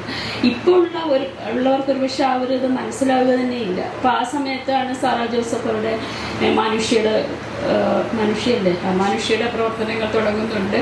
അജിത പിന്നെ അവിടെ ബോധനയുടെ പ്രവർത്തനങ്ങളൊക്കെ തുടങ്ങുന്നുണ്ട്. പക്ഷേ ആ ഒരു സന്ദർഭം അവിടെ ഒരുങ്ങി വരുന്നു എന്നുള്ളതും വളരെ പ്രധാനമാണ്. അത് പക്ഷേ ഒരു പോസ്റ്റ് സാംസ്കാരിക വേദി, അപ്പം അതിനകത്ത് ഒരുപാട് പുരുഷന്മാരും അതിനകത്ത് ഇൻ്റലക്ച്വലായിട്ടൊക്കെയുള്ള സപ്പോർട്ട് കൊടുക്കുന്നുണ്ട്. അങ്ങനെയുള്ള ഒരു സന്ദർഭം ഉണ്ടായി വരുന്നു, അതായത് പറഞ്ഞു. അപ്പോൾ അത് ഉണ്ടാവുക എന്നത് നമ്മുടെ വ്യക്തികൾക്ക് പുറത്താണെന്നാണ് ഞാൻ പറയുന്നത്. ഞങ്ങളുടെ വ്യക്തിപരമായ ഇതിനൊക്കെ പുറത്താണത് ഉള്ളത്. അത് വളരെ സാമൂഹ്യമായിട്ട് സംഭവിക്കുന്ന, ചരിത്രപരമായിട്ട് സംഭവിക്കുന്ന കാര്യം കൂടിയാണ്. അതിനെ നമ്മളൊട്ടും കുറച്ച് കാണാൻ പറ്റില്ല. അതുകൊണ്ട് ഞാൻ പറഞ്ഞതാണ്. പക്ഷെ അതിനുശേഷം ഈ ഉണ്ടാകുന്ന ഫെമിനിസ്റ്റ് ഐക്യദാർഢ്യം, നമ്മൾ ഹോമോസോഷ്യാലിറ്റി എന്നൊക്കെ പറയുമ്പോൾ സാധാരണ പുരുഷന്മാരുടേതാണ് സോഷ്യൽ ലൈഫ് മുഴുവനും. ഹോമോസോഷ്യൽ ആയിട്ടുള്ള ഇഷ്ടം പോലെ ജീവിതങ്ങളുണ്ട്. ഇപ്പം ഇവിടെ തന്നെ ഇപ്പോൾ ഒരുപാട് സ്ത്രീകൾ ഇവിടെ ഉണ്ട് എന്നുള്ളത് നമുക്ക് ഒരുപാട് സന്തോഷം തരുന്ന കാര്യമാണ്. പക്ഷെ സാധാരണ പണ്ട് കാലത്തൊക്കെ ചർച്ചകളിൽ ഇത്രയധികം സ്ത്രീകളൊന്നും ഉണ്ടാവില്ല, വേദിയിലും സ്ത്രീകളധികം ഉണ്ടാവില്ല. അപ്പോൾ അതിനെയൊക്കെ മറികടന്ന ഒരു ചരിത്രപരത ഈ ഫെമിനിസ്റ്റ് വളർച്ചയ്ക്കുണ്ടത്. ഒട്ടും വ്യക്തിപരമല്ല എന്ന് പറയാം. പ്രണയത്തിലേക്ക് വരുന്നത് എനിക്ക് തോന്നുന്നു നമ്മൾ ഇതിനെ വീണ്ടും ഈ ആത്മീയത എന്ന് പറയുന്നത് പോലെ ഒരു ഫ്രെയിം വർക്കിനകത്തിട്ടാണ് നമ്മളെപ്പോഴും കാണുന്നത്.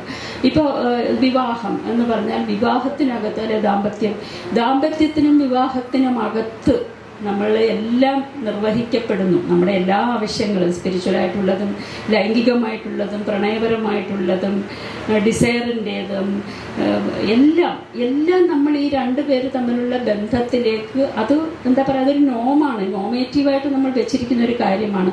റിയാലിറ്റി അതൊന്നും അല്ല. റിയാലിറ്റി എനിക്കറിയാം. എനിക്ക് ഒരുപാട് സ്ത്രീകളും ഞാൻ എടുത്ത് പറയുന്നത് വെച്ചാൽ പുരുഷന്മാർക്ക് മാത്രമല്ല, സ്ത്രീകൾക്കും ഒരുപാട് റിലേഷൻഷിപ്പ് അഫയേഴ്സ് എല്ലാം ഉണ്ട്. അതാണ് റിയാലിറ്റി. ഇപ്പം മാത്രമല്ല, എപ്പോഴും ഉണ്ട്, എല്ലാ കാലത്തും ഉണ്ട്. പിന്നെ നമ്മുടെ ഇങ്ങനത്തെ ഒരു മോണോഗാമസ് പാട്രിയാർക്കൽ ഫാമിലിയിലേക്ക് വന്നിട്ട് തന്നെ വളരെ കുറച്ച് കാലമേ കേരളത്തിലായിട്ടുള്ളൂ. പക്ഷെ അപ്പം നമ്മൾ നമ്മുടെ ഉള്ളിൽ ഒരു നോം വെച്ചിട്ടാണ് ഇതാണ് ദാമ്പത്യം, അല്ലെ ഇതാണെന്ന് പറയുന്നത് കൊണ്ട് മാത്രം വരുന്ന ഒരു പ്രശ്നമാണത്. അതല്ലെങ്കിൽ നമുക്ക് എങ്ങനെയാണ് ഒരു എന്താ പറയുക ഒരു സെക്ഷൽ ഡിസയർ എന്ന് പറയുന്ന ഒരു കാര്യം ഒരു പക്ഷേ ഒരാളുമായിട്ട് നമുക്ക് ഒരു സമയത്ത് തോന്നി അതിങ്ങനെ സസ്റ്റെയിൻ ചെയ്തുകൊണ്ട് ജീവിതകാലം മുഴുവൻ പോകാൻ പറ്റുമോ എനിക്കറിയില്ല. അത് ഒരിക്കലും എനിക്ക് മനസ്സിലായിട്ടില്ലാത്തൊരു കാര്യമാണത്.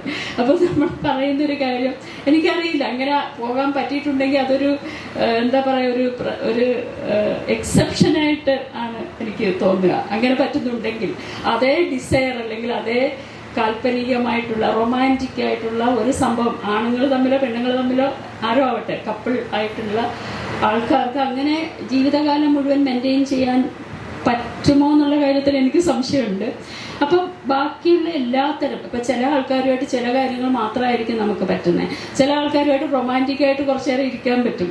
ചില ആൾക്കാരുമായിട്ട് ഒരു ബോഡിലി ഇൻറ്റിമസി പറ്റും. എല്ലാ ആൾക്കാരുമായിട്ട് അത് പറ്റില്ല.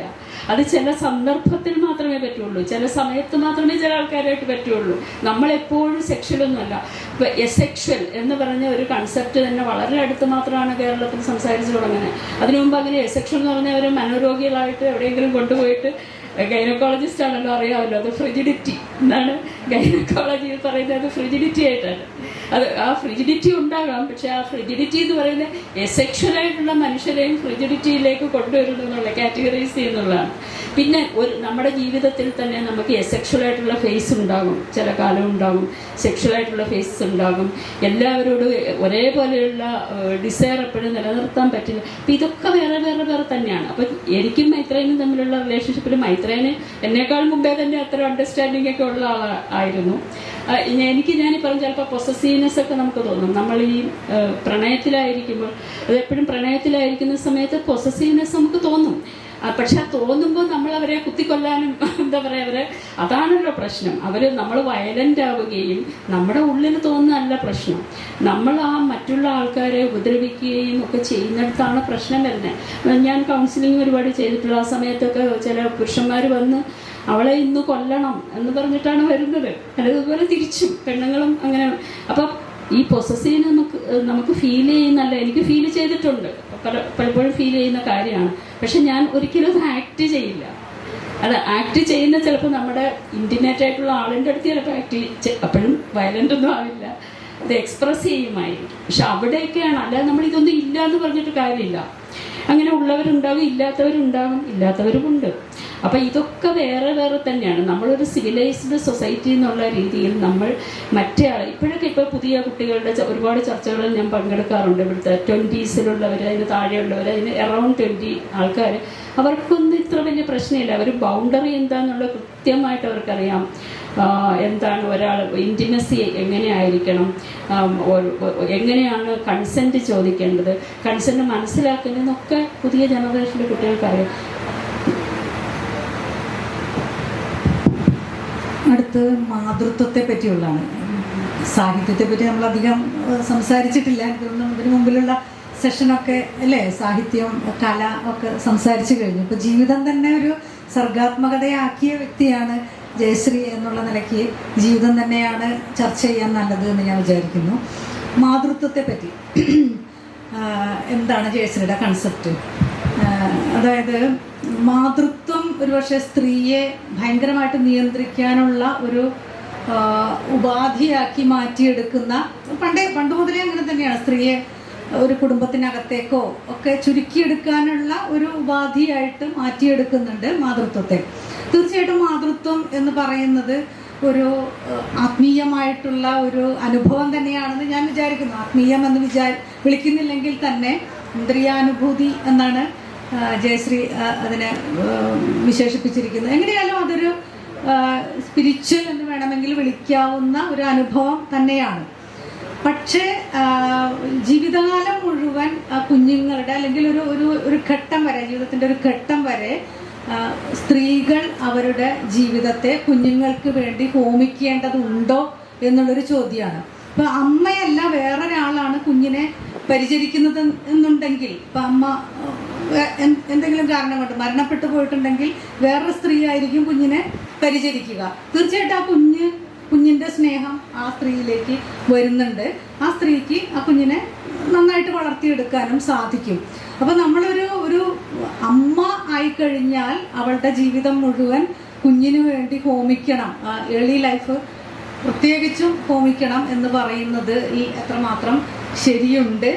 പിന്നെ ജയശ്രീയുടെ ജീവിതം തന്നെ വെച്ചിട്ട് ജയശ്രീ മാതൃത്വം വാശി പിടിച്ചു വാങ്ങിയതാണ് എന്നുകൂടി ഞാൻ മനസ്സിലാക്കുന്നു. അപ്പോൾ അതുകൂടി ചോദിച്ചേക്കാം.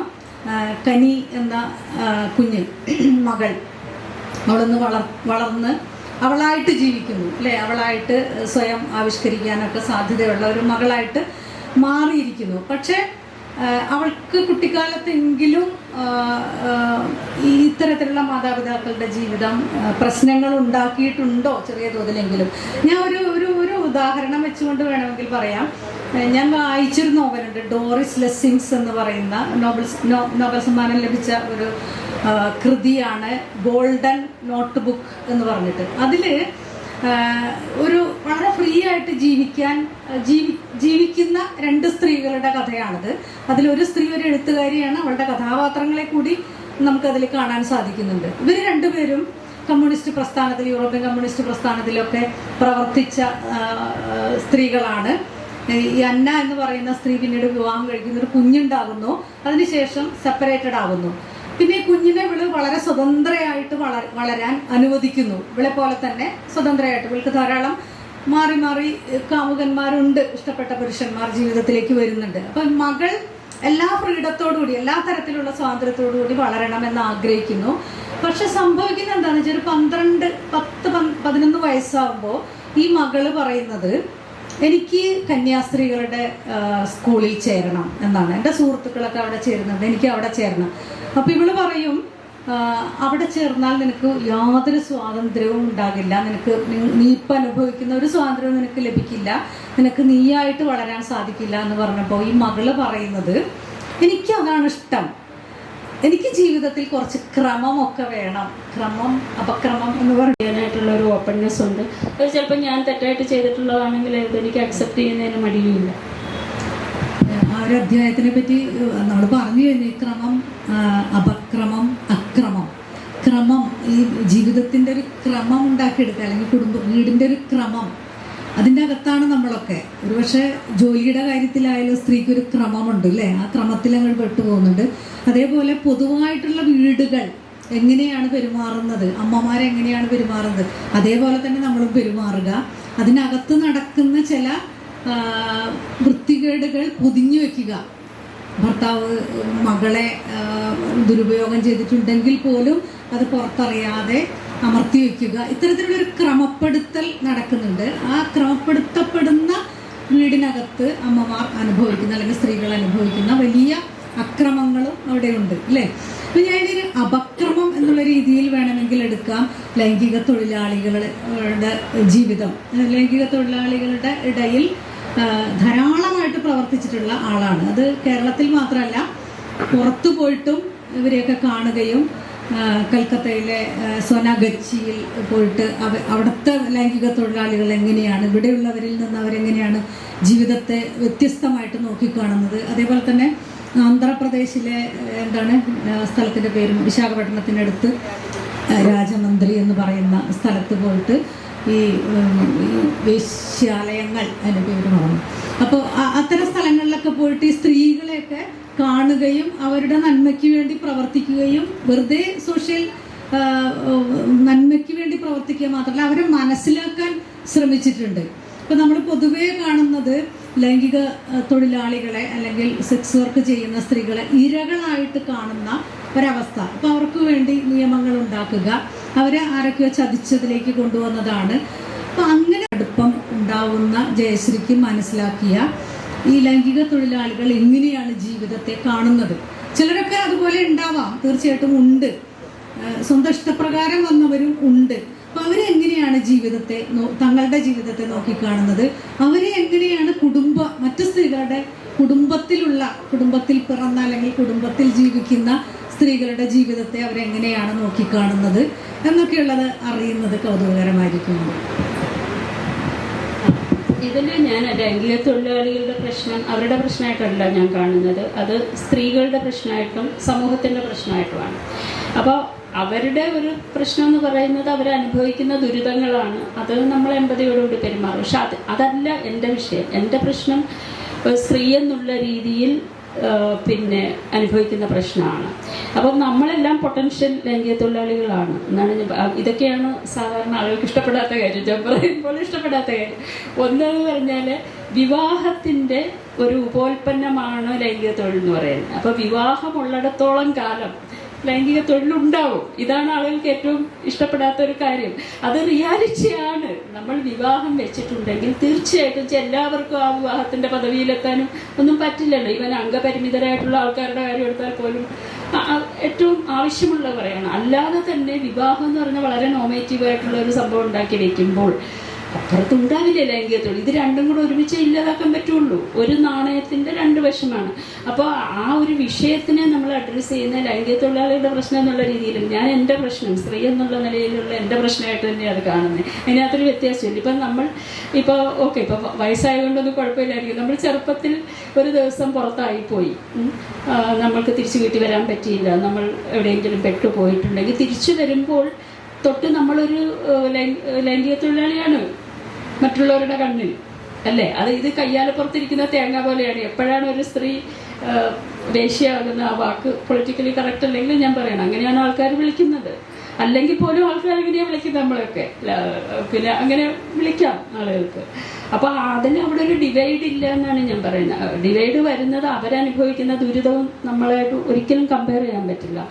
അത് വേറെ തന്നെയാണ്. അവരനുഭവിക്കുന്ന ദുരിതം അവിടെ അതിൽ നമ്മൾ എമ്പതറ്റിക്കായിട്ട് ഏത് മനുഷ്യരും എമ്പതറ്റിക്കായിട്ട് കാണും. പക്ഷെ ഇവിടെ അഭിപ്രായ വ്യത്യാസം വരുന്നത്, ഈവൻ ഫെമിനിസത്തിൽ തന്നെയുള്ള അഭിപ്രായ വ്യത്യാസം വരുന്നത് അതിനോടുള്ള സമീപനത്തിലാണ്, എങ്ങനെ നമ്മൾ സമീപിക്കുന്നിടത്തുള്ളതാണ്. അപ്പോൾ ഇത് മാത്രം ഇല്ലാതാക്കാൻ പറ്റുമെന്ന് വിചാരിക്കുന്ന ആൾക്കാരും അതിനായിട്ട് ഒരുപാട് പണിയെടുക്കുന്ന സംഘടനകളും എല്ലാം ഉണ്ട്. അവിടെയാണ് നമുക്ക് അഭിപ്രായ വ്യത്യാസമുള്ളത്. അങ്ങനെ ഇല്ലാതാക്കാൻ പറ്റില്ല എന്ന് തന്നെയാണ് വിചാരിക്കുന്നത്. എന്നുവെച്ചാൽ വിവാഹം ഇല്ലാതായെങ്കിൽ മാത്രമേ ലൈംഗികത്വം ഇല്ലാതാവുള്ളൂ. പല ലൈംഗിക തൊഴിലാളികളായ സ്ത്രീകളും അവരുടെ ആ തൊഴിലിനെ മോശമായിട്ടല്ല വിചാരിക്കുന്നത്. അവരതിനെ തങ്ങളുടെ ജീവന മാർഗമായിട്ടും അതേപോലെ തന്നെ പ്രണയവും കരുതലും ഒക്കെ കൊടുക്കാനും ഒക്കെ കഴിയുന്ന ഒന്നായിട്ട് കൂടി കരുതുന്നുണ്ട് എന്നാണ് ഞാൻ മനസ്സിലാക്കുന്നത്. എല്ലാവരും അങ്ങനെ ആവണമെന്നില്ല, പക്ഷെ അങ്ങനെയുണ്ട്. അതേപോലെ തന്നെ മറ്റൊന്ന് നളിനി ജമീല പറഞ്ഞൊരു കാര്യം മുമ്പ് അവരും പറഞ്ഞ് ഞാൻ കേട്ടിട്ടുണ്ട്. കുടുംബങ്ങൾക്കകത്ത് സംഭവിക്കുന്നത് എന്താണ്? കച്ചവടം ഉറപ്പിച്ചിട്ടാണ് നമ്മൾ വിവാഹം നടത്തുന്നത്. അതിനുശേഷമാണ് അവിടെ ലൈംഗികത ഉണ്ടാകുന്നത്. ഇവിടെയും കച്ചവടം ഉറപ്പിച്ചിട്ട് ലൈംഗികത ഉണ്ടാകുമ്പോൾ ഇത് തെറ്റാവുകയും അത് ശ്രേഷ്ഠമാവുകയും ചെയ്യുന്നതിനെ അവർ ക്രിട്ടിസൈസ് ചെയ്യുന്നുണ്ട്. അതും ഒരു ഫാക്റ്റായിട്ട് എനിക്ക് തോന്നുന്നു. അതെ, ആ കച്ചവടത്തിന്റെ കാര്യം നോക്കുകയാണെന്നുണ്ടെങ്കിൽ അവരുടെയാണ് ബെറ്റർ ലൈഫ് എന്ന് പറയേണ്ടി വരുമല്ലോ. നളിനി തന്നെ പറഞ്ഞിട്ടുണ്ട്, നളിനി പുസ്തകത്തിലും പറഞ്ഞിട്ടുണ്ട്, അല്ലാതെയും സംസാരിക്കുമ്പോഴൊക്കെ പറയുന്ന കാര്യം ഇതാണ്. കല്യാണം കഴിക്കുമ്പോൾ നമ്മൾ അങ്ങോട്ട് പൈസയും കൊടുക്കണം, അവരുടെ സർവീസ് എല്ലാം ചെയ്യണം. അത് വേറെ പല ഭാഷകളിലും പറയും. അതെല്ലാം ചെയ്യണം. അവരുടെ കുക്കിങ്ങും കുട്ടികളെ വളർത്തുന്നു ഇതെല്ലാം ചെയ്യണം. നമുക്ക് ഇങ്ങോട്ട് പൈസ കിട്ടുകയില്ല. അതേസമയം സെക്സ് വർക്ക് ചെയ്യുകയാണെങ്കിൽ നമുക്ക് പൈസയും കിട്ടും.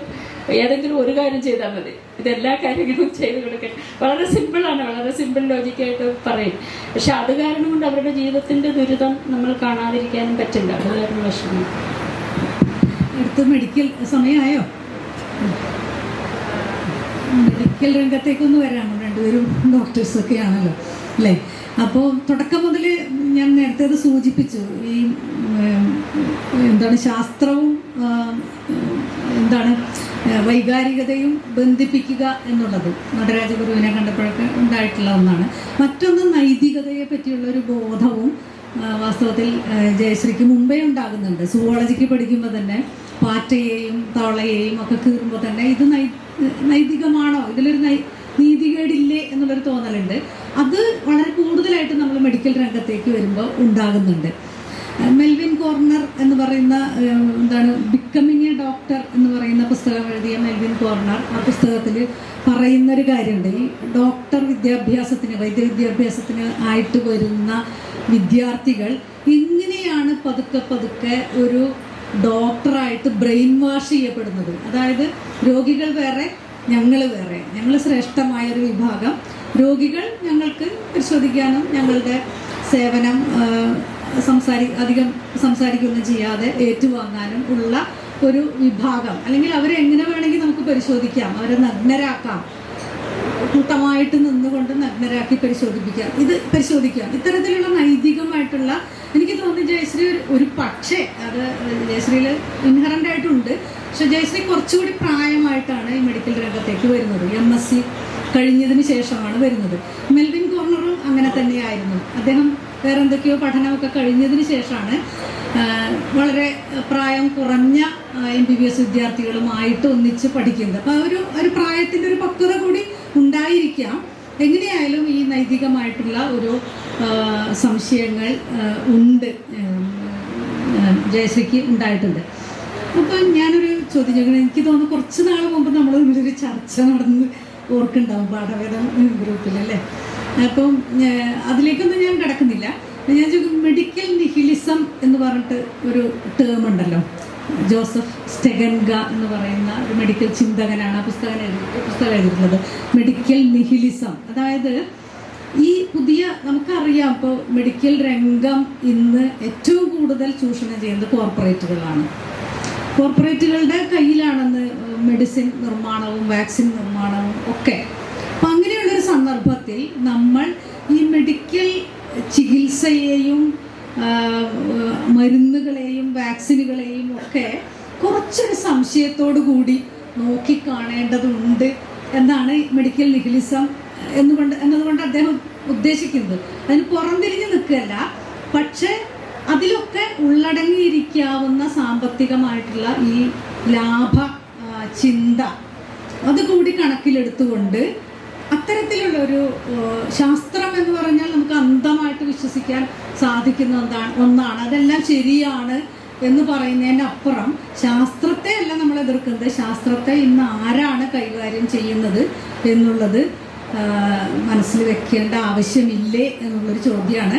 വേണമെങ്കിൽ ഞാനതിന് ഇന്നത്തെ നമ്മുടെ COVID-19 വാക്സിൻ സംബന്ധിച്ചുള്ള ഇന്നത്തെ ഒരു ചർച്ച അല്ലേ, ഇന്ന് അതിനെപ്പറ്റിയുള്ള സംശയങ്ങൾ, കാരണം അത്രയധികം കോഴ കൊടുത്തതിന് ശേഷമാണ് ഈ വാക്സിൻ നിർമ്മാണത്തിനുള്ള അനുമതി ഒരു പ്രത്യേക കമ്പനിക്ക് ലഭിച്ചിരിക്കുന്നത്, മെഡിക്കൽ കമ്പനിക്ക് ലഭിച്ചിരിക്കുന്നത് എന്നുള്ളൊരു ചർച്ച കൂടി ഇവിടെ നടന്നുകൊണ്ടിരിക്കുമ്പോൾ ഇതിന് എങ്ങനെയാണ് ജയശ്രീ നോക്കിക്കാണുന്നത്? അത് വലിയ വിഷയമാണ്. എങ്കിലും ഞാൻ ആദ്യം പറഞ്ഞു, ഗുരുകുലമായിട്ടൊരു ബന്ധപ്പെടുന്ന സ്കൂളിൽ പഠിക്കുമ്പോഴാണ്. അപ്പോൾ സ്കൂളിൽ തന്നെ എനിക്കുള്ള പ്രശ്നം എന്ന് പറഞ്ഞാൽ ഈ പരീക്ഷ, കോമ്പറ്റീഷൻ, ഇതൊക്കെ തന്നെ എനിക്ക് ഇഷ്ടമില്ലാത്ത കാരണമാണ് ഞാൻ ഗുരുകുലം ആണ് കുറച്ചുകൂടെ ബെറ്റർ ആയിട്ടുള്ളതെന്ന് വിചാരിക്കും. ഈ കോമ്പറ്റീഷനെ പോലും എനിക്ക് ആ സമയത്ത് താല്പര്യമില്ലായിരുന്നു എന്നുള്ളതാണ്. അതിൻ്റെ ഒരു വലിയ രൂപം നമ്മൾ മെഡിക്കൽ സിസ്റ്റത്തിലേക്ക് വരുമ്പോൾ, പിന്നെ ഈ സുവോളജിയിൽ ജീവികളെ കൊല്ലുന്നത്, അതും കഴിഞ്ഞിട്ട് പിന്നെ രോഗികളെ പരിശോധിക്കുന്ന രീതി, അതിനകത്തുള്ള ഹൈറാർക്കിയും കാര്യങ്ങളും ഒക്കെ ആ സമയത്ത് പഠിക്കുന്ന സമയത്ത് നമുക്ക് വലിയ ക്രൈസിസ് ഉണ്ടാക്കുമല്ലോ. അതും ഈ ഒരു എന്താ പറയുക, ഡിഫറൻ്റ് ആയിട്ടുള്ള ഓൾട്ടർനേറ്റീവ് ആയിട്ടുള്ള ചിന്തകൾ ഒക്കെ ഉണ്ടാകാനൊരു കാരണം ആയിട്ടുണ്ട്. അത് പിന്നെ ഒരുപാട് ചർച്ച ചെയ്യപ്പെടുകയും ഒരുപാട് സംസാരിക്കപ്പെടുന്ന വിഷയമാണ്. പിന്നെ ഞാൻ ആ സമയത്ത് ഈ പറഞ്ഞ പോലെ ഈ പ്രണയം പോലെ തന്നെ വിവാഹം പോലെ തന്നെ ഈ ഒരു ക്രൈസിസും ആ സമയത്ത് വളരെ രൂക്ഷമായിട്ട് ഉണ്ട്. അതേ സമയത്താണല്ലോ നമ്മൾ മെഡിക്കൽ, അതുകൊണ്ട് ഞാൻ ഒരുപാട് കാലം മെഡിക്കൽ രംഗത്ത് ജോലി ചെയ്യാതെ ഇരുന്നിട്ടുണ്ട്. ഞാൻ വളരെ അടുത്ത് മാത്രമാണ് ഒരു സിസ്റ്റവുമായിട്ട് ബന്ധപ്പെട്ട് ജോലി ചെയ്യാൻ തുടങ്ങിയത് തന്നെ ഇത്തരം ക്രൈസിസ് കൊണ്ടാണ്. പലപ്പോഴും ഈ ഡ്രഗ് കമ്പനികളുടെ അൺഎത്തിക്കലായിട്ടുള്ള ഇത് എങ്ങനെയാണ് ഡോക്ടർമാർ അതിൻ്റെ ഭാഗമായി അറിയാതെ മാറുന്നത്, അറിഞ്ഞുകൊണ്ട് പോലും ആണോന്നില്ല. പക്ഷേ അപ്പോൾ തന്നെ മെഡിക്കൽ എത്തിക്സ് വളരെയധികം വേറൊരു വശത്ത് വളരുന്നുണ്ട് എന്നാണ് ഞാൻ വിചാരിക്കുന്നത്. ഇപ്പം ഇതിന് ശേഷം ഇപ്പം മെഡിക്കൽ എത്തിക്സിൻ്റെ ഇതൊക്കെ ഉണ്ടായത് രണ്ടാം ലോക മഹായുദ്ധത്തിന് ശേഷമാണല്ലോ. അവിടുത്തെ ന്യൂറംബർഗ് വിചാരണയ്ക്ക് ശേഷമാണ് ഈ മെഡിക്കൽ എത്തിക്സിനെ കുറിച്ചൊക്കെയുള്ള ഇത്ര ചർച്ചകളുമൊക്കെ വന്നിട്ടുള്ളത്. പക്ഷേ ഇവിടെയുള്ള ചർച്ചകളുടെ ഒരു പ്രശ്നം എന്ന് പറഞ്ഞാൽ, ഡോക്ടർ തന്നെ പറഞ്ഞതുപോലെ ഈ സയൻസിനെ തന്നെ മറുവശത്ത് നിർത്തിക്കൊണ്ട്, സയൻസ് തന്നെ ഇതൊരു വേർതിരിവില്ലാതെ ഇതിൻ്റെ കമേഴ്സ്യലൈസേഷൻ എന്ന് പറയുന്നതും അല്ലെങ്കിൽ മറച്ചു വയ്ക്കൽ, ട്രാൻസ്പെറൻസി ഇല്ലായ്മയാണ് വലിയൊരു പ്രശ്നമുള്ളത്. ഇതിനെയും സയൻസിനെ അസച്ച് എതിർക്കുകയും ചെയ്യുന്നതിനോട് എനിക്ക് യോജിപ്പില്ല. എനിക്കതിനകത്ത് കൃത്യമായ ഒരു പക്ഷമുണ്ട്. ഞാൻ സയൻസിൻ്റെ പക്ഷത്ത് നിൽക്കുന്ന ആളും കൂടിയാണ്. സയൻസ് അതിൻ്റെ ഒരു മെത്തഡോളജി എന്നുള്ള രീതിയിൽ, അല്ലെങ്കിൽ അതിൻ്റെ ഒരു അപ്രോച്ച് കൊണ്ട് പ്രശ്നം ഉണ്ടെന്നുള്ളതിനോട് എനിക്ക് യോജിപ്പില്ല. ഇപ്പോൾ ഈ COVID-19 വാക്സിൻ്റെ കാര്യത്തിലും ഈ പറഞ്ഞ പൊളിറ്റിക്സ് ഉണ്ട്. ഇതിൽ പൊളിറ്റിക്സും എക്കണോമിക്സും ഒക്കെ ഉണ്ട്. പക്ഷെ അതിൻ്റെ സയൻറ്റിഫിക് ഫാക്ട്സിനെ അതുകൊണ്ട് ആണ് അത് എന്താ പറയുക അൺസയൻറ്റിഫിക് ആണ് എന്നുള്ള തരത്തിലുള്ള ഒരു ഡിസ്കഷനാണ് നമ്മുടെ ഇവിടെ ഡോമിനൻ്റ് ആയിട്ട് നടക്കുന്നത്. അപ്പോൾ അതിന് ആളുകൾ പഠിക്കാൻ തയ്യാറാകാത്തതിൽ എനിക്ക് ശരിക്കും വിഷമമുണ്ട്. രണ്ട് വശത്തുമുണ്ട്. ഈ രണ്ട് വശത്ത് ഇപ്പോൾ ഒന്ന് ആസ്ട്രാസെനെക്ക എന്ന് പറഞ്ഞ ഇവരുടെ കമ്പനിയിൽ നിന്ന് മറ്റേ ഇലക്ട്രൽ ബോണ്ട് വാങ്ങി എന്നുള്ളതാണ്. അത് അൺഎത്തിക്കലാണ് തീർച്ചയായിട്ടും. അതിനകത്ത് വളരെ പ്രകടമായിട്ട് തന്നെയുള്ള എത്തിക്കൽ പ്രോബ്ലം ഉണ്ട്. പക്ഷെ അതേസമയം ഈ വാക്സിൻ നമ്മളെല്ലാവരും ഉപയോഗിച്ച വാക്സിനാണ്. ആദ്യം ആരോഗ്യ പ്രവർത്തകർ തന്നെയാണ് ഇതിൻ്റെ വാക്സിൻ എടുത്തിട്ടുള്ളത്. അപ്പോൾ നമ്മൾ ആ വാക്സിൻ എടുക്കുന്ന സമയത്ത് പിന്നെ 40 വയസ്സ് താഴെയുള്ള പെണ്ണുങ്ങൾക്കാണ് ഈ ഇതിൽ കൂടുതൽ പിന്നെ കോംപ്ലിക്കേഷൻ ഉണ്ടാകുന്ന അപ്പം തന്നെ നമുക്കറിയാവുന്നതാണ്. എന്നിട്ട് പോലും ഞാൻ എൻ്റെ മകള് ഇപ്പോൾ ആ കാറ്റഗറിയിൽ വരുന്നതാണല്ലോ. അപ്പോൾ അവളോട് ഞാൻ വാക്സിൻ എടുക്കാനാണ് പറയുന്നത്. അല്ലാണ്ട് എന്ന് വെച്ചാൽ അത്രയും റെയറാണ്. ആ കോംപ്ലിക്കേഷൻ എന്ന് പറയുന്നത് വളരെ റെയറാണ്. അതേസമയം നമ്മൾ വാക്സിൻ എടുക്കുമ്പോൾ പൊതുവായിട്ട് പബ്ലിക് ഹെൽത്തിൻ്റെ ഭാഗത്തു നിന്നാണ് ഞാൻ പറയുന്നത്. അപ്പോൾ റിസ്ക്കും ബെനിഫിറ്റും നോക്കിയിട്ടാണ് നമ്മൾ വാക്സിൻ കൊടുക്കണോ വേണ്ടതെന്ന് തീരുമാനിക്കുന്നത്. അതിന് വളരെ റെയറായിട്ടുള്ള ഒരു കോംപ്ലിക്കേഷൻ ഉണ്ട്. പക്ഷെ ആ കോംപ്ലിക്കേഷൻ ഉണ്ടെന്ന് അറിയുമ്പോഴും എൻ്റെ ഏറ്റവും അടുത്ത ആൾക്കാരോട് പോലും ഞാൻ വാക്സിൻ എടുക്കാനാണ് പറയുന്നത്. അപ്പം അതിനകത്ത് നമുക്ക് പ്രശ്നമില്ല. പക്ഷെ ഇത് മറച്ചു വയ്ക്കുന്നുണ്ടെങ്കിൽ, ആരെങ്കിലും മറച്ചു വയ്ക്കുന്നുണ്ടെങ്കിൽ അത് പ്രശ്നമാണ്. പ്രത്യേകിച്ച് ഗവൺമെൻറ്റുകളും പിന്നെ എന്താണ് പറയുക നമ്മുടെ ഈ കുത്തക കമ്പനികളും ഒക്കെ പലപ്പോഴും ഇത് മറച്ചു വയ്ക്കുകയും വളരെ അൺഎത്തിക്കലായിട്ട് പെരുമാറുകയും ചെയ്യുന്നു ഒരു വശം. മറുവശത്ത് ആൾക്കാർ ഇതിനെ ബ്ലൈൻഡായിട്ട് വാക്സിനെ എല്ലാം എതിർക്കുകയും ചെയ്യുന്നതാണ്. അത് വളരെ ഡിഫിക്കൽട്ടായിട്ടുള്ള ഒരു ക്വസ്റ്റ്യനാണ്. നഷ്ടപ്പെടുന്നതിൻ്റെ പ്രശ്നമാണത്. വിശ്വാസ്യത നഷ്ടപ്പെടുമ്പോൾ അത്തരത്തിൽ ചിന്തിക്കാൻ പറ്റാത്ത ആളുകൾ ശാസ്ത്രത്തെ തന്നെ തള്ളിക്കളയുന്നു. അപ്പോൾ ശാസ്ത്രത്തിൻ്റെ വക്താക്കളായ ആളുകൾക്ക് ഉത്തരവാദിത്വമുണ്ട്. സ്റ്റഡി നടത്തുക, ഈ കോംപ്ലിക്കേഷൻസ് ഇതുകൊണ്ടുണ്ടാവുന്നതാണോ എന്നുള്ള ഇമ്മീഡിയറ്റ്ലി ഡോക്ടേഴ്സ് പറയുന്നത് അതുകൊണ്ടല്ല, ഇത് കോവിഡ് വന്നതുകൊണ്ട് വരുന്നതാണ്, അങ്ങനെ ഒരു എക്സ്പ്രഷൻ പാടില്ല എന്നാണ് എൻ്റെ അഭിപ്രായം. സ്റ്റഡി നടത്തണം, കൃത്യമായിട്ടുള്ളൊരു സ്റ്റഡി നടത്തിയിട്ട് എത്ര പേർക്ക് കോംപ്ലിക്കേഷൻസ് ഉണ്ടായിട്ടുണ്ട് എന്നുള്ളത് പരിശോധിക്കേണ്ടതാണ്. ഈ ഒരു ചർച്ചയിലേക്ക് നമ്മൾ കൂടുതൽ പോകണ്ട, നമുക്ക് സമയം പരിമിതമാണ്. ഇനി എനിക്ക് സാഹിത്യ വായന നന്നായി ഉള്ള ആളാണ് ജയശ്രീ എന്നാണ് ഞാൻ മനസ്സിലാക്കുന്നത്. ഇംഗ്ലീഷ് കൃതികളാണ് കൂടുതലായിട്ട് വായിക്കുന്നത് ആണോ? കുറേ കൃതികളെ പറ്റി ഇതിൽ മെൻഷൻ ചെയ്യുന്നുണ്ട്. ഇറ്റാലിയൻ കവിയുടെ റൈം ഓഫ് സ്പാഴ്സ് 366 പ്രണയ കവിതകൾ, പിന്നെ മെറ്റാമോർഫോസിസിനെ പറ്റി പറയുന്നുണ്ട്, പ്ലേഗ് നോവൽ, അതൊക്കെ പിന്നെ ഇതുമായിട്ട് ബന്ധപ്പെട്ടതാണ്. അതിൻ്റെയൊക്കെ അപ്പുറത്ത് ശ്രീനാരായണ ഗുരുവിൻ്റെ കവിത ഖണ്ഡങ്ങൾ പല ഇതിലെല്ലായിട്ട് വരുന്നുണ്ട്. അപ്പം ശ്രീനാരായണ ഗുരുവിനെ വായിച്ച് തുടങ്ങിയ ഒരു ചെറുപ്പകാലം കൂടി ഉണ്ട്. ഒരിടത്ത് ശ്രീനാരായണ ഗുരുവിനെ എനിക്ക് വല്ലാതെ വേദന തോന്നിയ ഒരു എക്സ്പ്രഷൻ കൂടി ജയശ്രീ നടത്തുന്നുണ്ട്. വളരെയധികം എനിക്ക് തോന്നുന്നു ശ്രീനാരായണ ഗുരുവിനെ പഠിച്ചിട്ടുള്ള ആളാണ്, സംസ്കൃതം കൂടി അറിയുന്ന ആളാണെന്ന് ഞാൻ മനസ്സിലാക്കുന്നത്. പക്ഷെ ലൈംഗിക തൊഴിലാളികളുടെ കാര്യം പറയുമ്പോൾ അതിൽ ജയശ്രീ പറയുന്നൊരു കാര്യമുണ്ട്. ആ ഒരു തൊഴിലിനെ അംഗീകരിക്കാൻ മലയാളിക്ക് പറ്റാത്തതിൻ്റെ കാരണം ഒന്ന് നമ്മുടെ ഒരു വിക്ടോറിയൻ സദാചാര സങ്കല്പത്തിലുള്ള ഒരു കുടുംബ സങ്കല്പം കൊണ്ടായിരിക്കാം. രണ്ടാമത്തെ കാരണം പറഞ്ഞത് ശ്രീനാരായണ ഗുരുവിൻ്റെ ഒരു ആത്മീയ സ്വാധീനം കൊണ്ടായിരിക്കാം. അത് എന്തോ എനിക്ക് തീരെ അങ്ങനെ ആക്സെപ്റ്റ് ചെയ്യാൻ പറ്റിയില്ല. കാരണം ശ്രീനാരായണ ഗുരുവിനെ മലയാളി മര്യാദക്ക് പഠിച്ചിട്ടില്ല എന്നുള്ളത് വളരെ പ്രധാനമാണ്. ശ്രീനാരായണ ഗുരു വിവാഹം ഉപേക്ഷിച്ച ആളാണ്, സ്ത്രീകളുമായിട്ടുള്ള ജീവിതം ഇല്ലാത്ത ആളാണ്, അതൊക്കെ ശരിയാണ്. പക്ഷെ അങ്ങനെ ആയിരിക്കുമ്പോൾ പോലും ശ്രീനാരായണ ഗുരുവിനെ ശരിക്കും പഠിച്ചിട്ടില്ല മലയാളികൾ, അദ്ദേഹത്തിൻ്റെ ദർശനങ്ങൾ മനസ്സിലാക്കിയിട്ടില്ല എന്നാണ് ഞാൻ മനസ്സിലാക്കുന്നത്. അപ്പോൾ ഈ രീതിയിലുള്ള ഒരു എക്സ്പ്രഷൻ വന്നപ്പോൾ എനിക്കതൊരു വലിയൊരു വിഷമം തോന്നി. പക്ഷെ അദ്ദേഹത്തിൻ്റെ ധാരാളം കവിതാ ഖണ്ഡങ്ങൾ ജയശ്രീ ഉപയോഗിച്ചിട്ടുണ്ട്. അതിൽ പ്രധാനമായിട്ട് എനിക്ക് തോന്നിയ ഒന്ന് എന്താണ്, അതായത് ശാസ്ത്രത്തെ പഠിക്കുന്ന ഒരാൾക്ക് നേരത്തെ പറഞ്ഞല്ലോ വൈകാരികത അത് മനസ്സിലാക്കാൻ പറ്റുന്നില്ല എന്നുള്ളത്. അപ്പം ശ്രീനാരായണ ഗുരുവിൻ്റെ ദർശനങ്ങൾ അനുസരിച്ച് പഠിക്കുന്ന ആളും അല്ലേ, അറിവും അറിവ് തേടുന്ന ആളും അറിവും അറിയുന്ന വസ്തുവും ഒന്നായി മാറുന്ന ഒരു ദർശനം ശ്രീനാരായണ ഗുരുവിൻ്റേതായിട്ടുണ്ട്. അപ്പം അത്തരത്തിൽ ശ്രീനാരായണ ഗുരുവിൻ്റെ ധാരാളം ദാർശനിക കവിതാഖണ്ഡങ്ങൾ ഇതിൽ വരുന്നുണ്ട്. എങ്ങനെയാണ് കുറച്ച് വാക്കുകൾ ശ്രീനാരായണ ഗുരുവിനെ പറ്റി? ഞാൻ ഒരുപാട് വായിക്കാറില്ല, പക്ഷെ അതിൽ പറഞ്ഞിട്ടുള്ളതെല്ലാം വായിച്ചിട്ടുള്ള പുസ്തകങ്ങളെ കുറിച്ചാണ് പറഞ്ഞിട്ടുള്ളത്. പക്ഷെ മറ്റു മനുഷ്യരെ വെച്ച് നോക്കുമ്പോൾ ഞാൻ വളരെ കുറച്ച് മാത്രം വായിക്കുന്ന ആളാണ്. അതിന് ഒരു കാരണം എനിക്ക് തോന്നുന്നു ഈ സ്പിരിച്വൽ ചായ്വ് തന്നെയാണ്. എൻ്റെ ഇത് എന്താ പറയുക, അറിവ് വായനയിൽ കൂടി മാത്രമല്ല ഉണ്ടാകുന്നതെന്ന് വിചാരിക്കുന്ന ഒരാളാണ് ഞാൻ. വായിക്കാതിരിക്കുന്നതും മിണ്ടാതിരിക്കുന്നതും ധ്യാനിക്കുന്നതും ഒക്കെ തന്നെ ഒരു അറിവ് ഉണ്ടാക്കുന്ന രീതിയായിട്ടാണ് ഞാൻ പ്രാക്ടീസ് ചെയ്യുന്നത്. അതുകൊണ്ടുകൂടി ആയിരിക്കാം, എനിക്ക് അറിയില്ല. എന്താ, ഞാൻ അങ്ങനെ ഭയങ്കരമായി വായിക്കുന്ന ഒരാളല്ല, വളരെ കുറച്ച് മാത്രമേ ഞാൻ വായിക്കാറുള്ളൂ. പിന്നെ ഈ പറഞ്ഞ ചോദ്യം നാരായണ ഗുരുവിൻ്റെ, അതെനിക്ക് തോന്നുന്നു നാരായണ ഗുരുവിനെ പല തരത്തിൽ നമുക്ക് ഒരിക്കലും വായിച്ചാൽ തീരാത്ത ഒരു പുസ്തകം പോലെയാണ് നാരായണ ഗുരു. നാരായണ ഗുരുവിൻ്റെ കൃതികൾ എടുത്താലും പിന്നെ എന്താണ് പറയുക, ഭക്തി പ്രധാനമായിട്ടുള്ള കൃതികളുണ്ട്, വളരെ പൊയറ്റിക്കാണ്.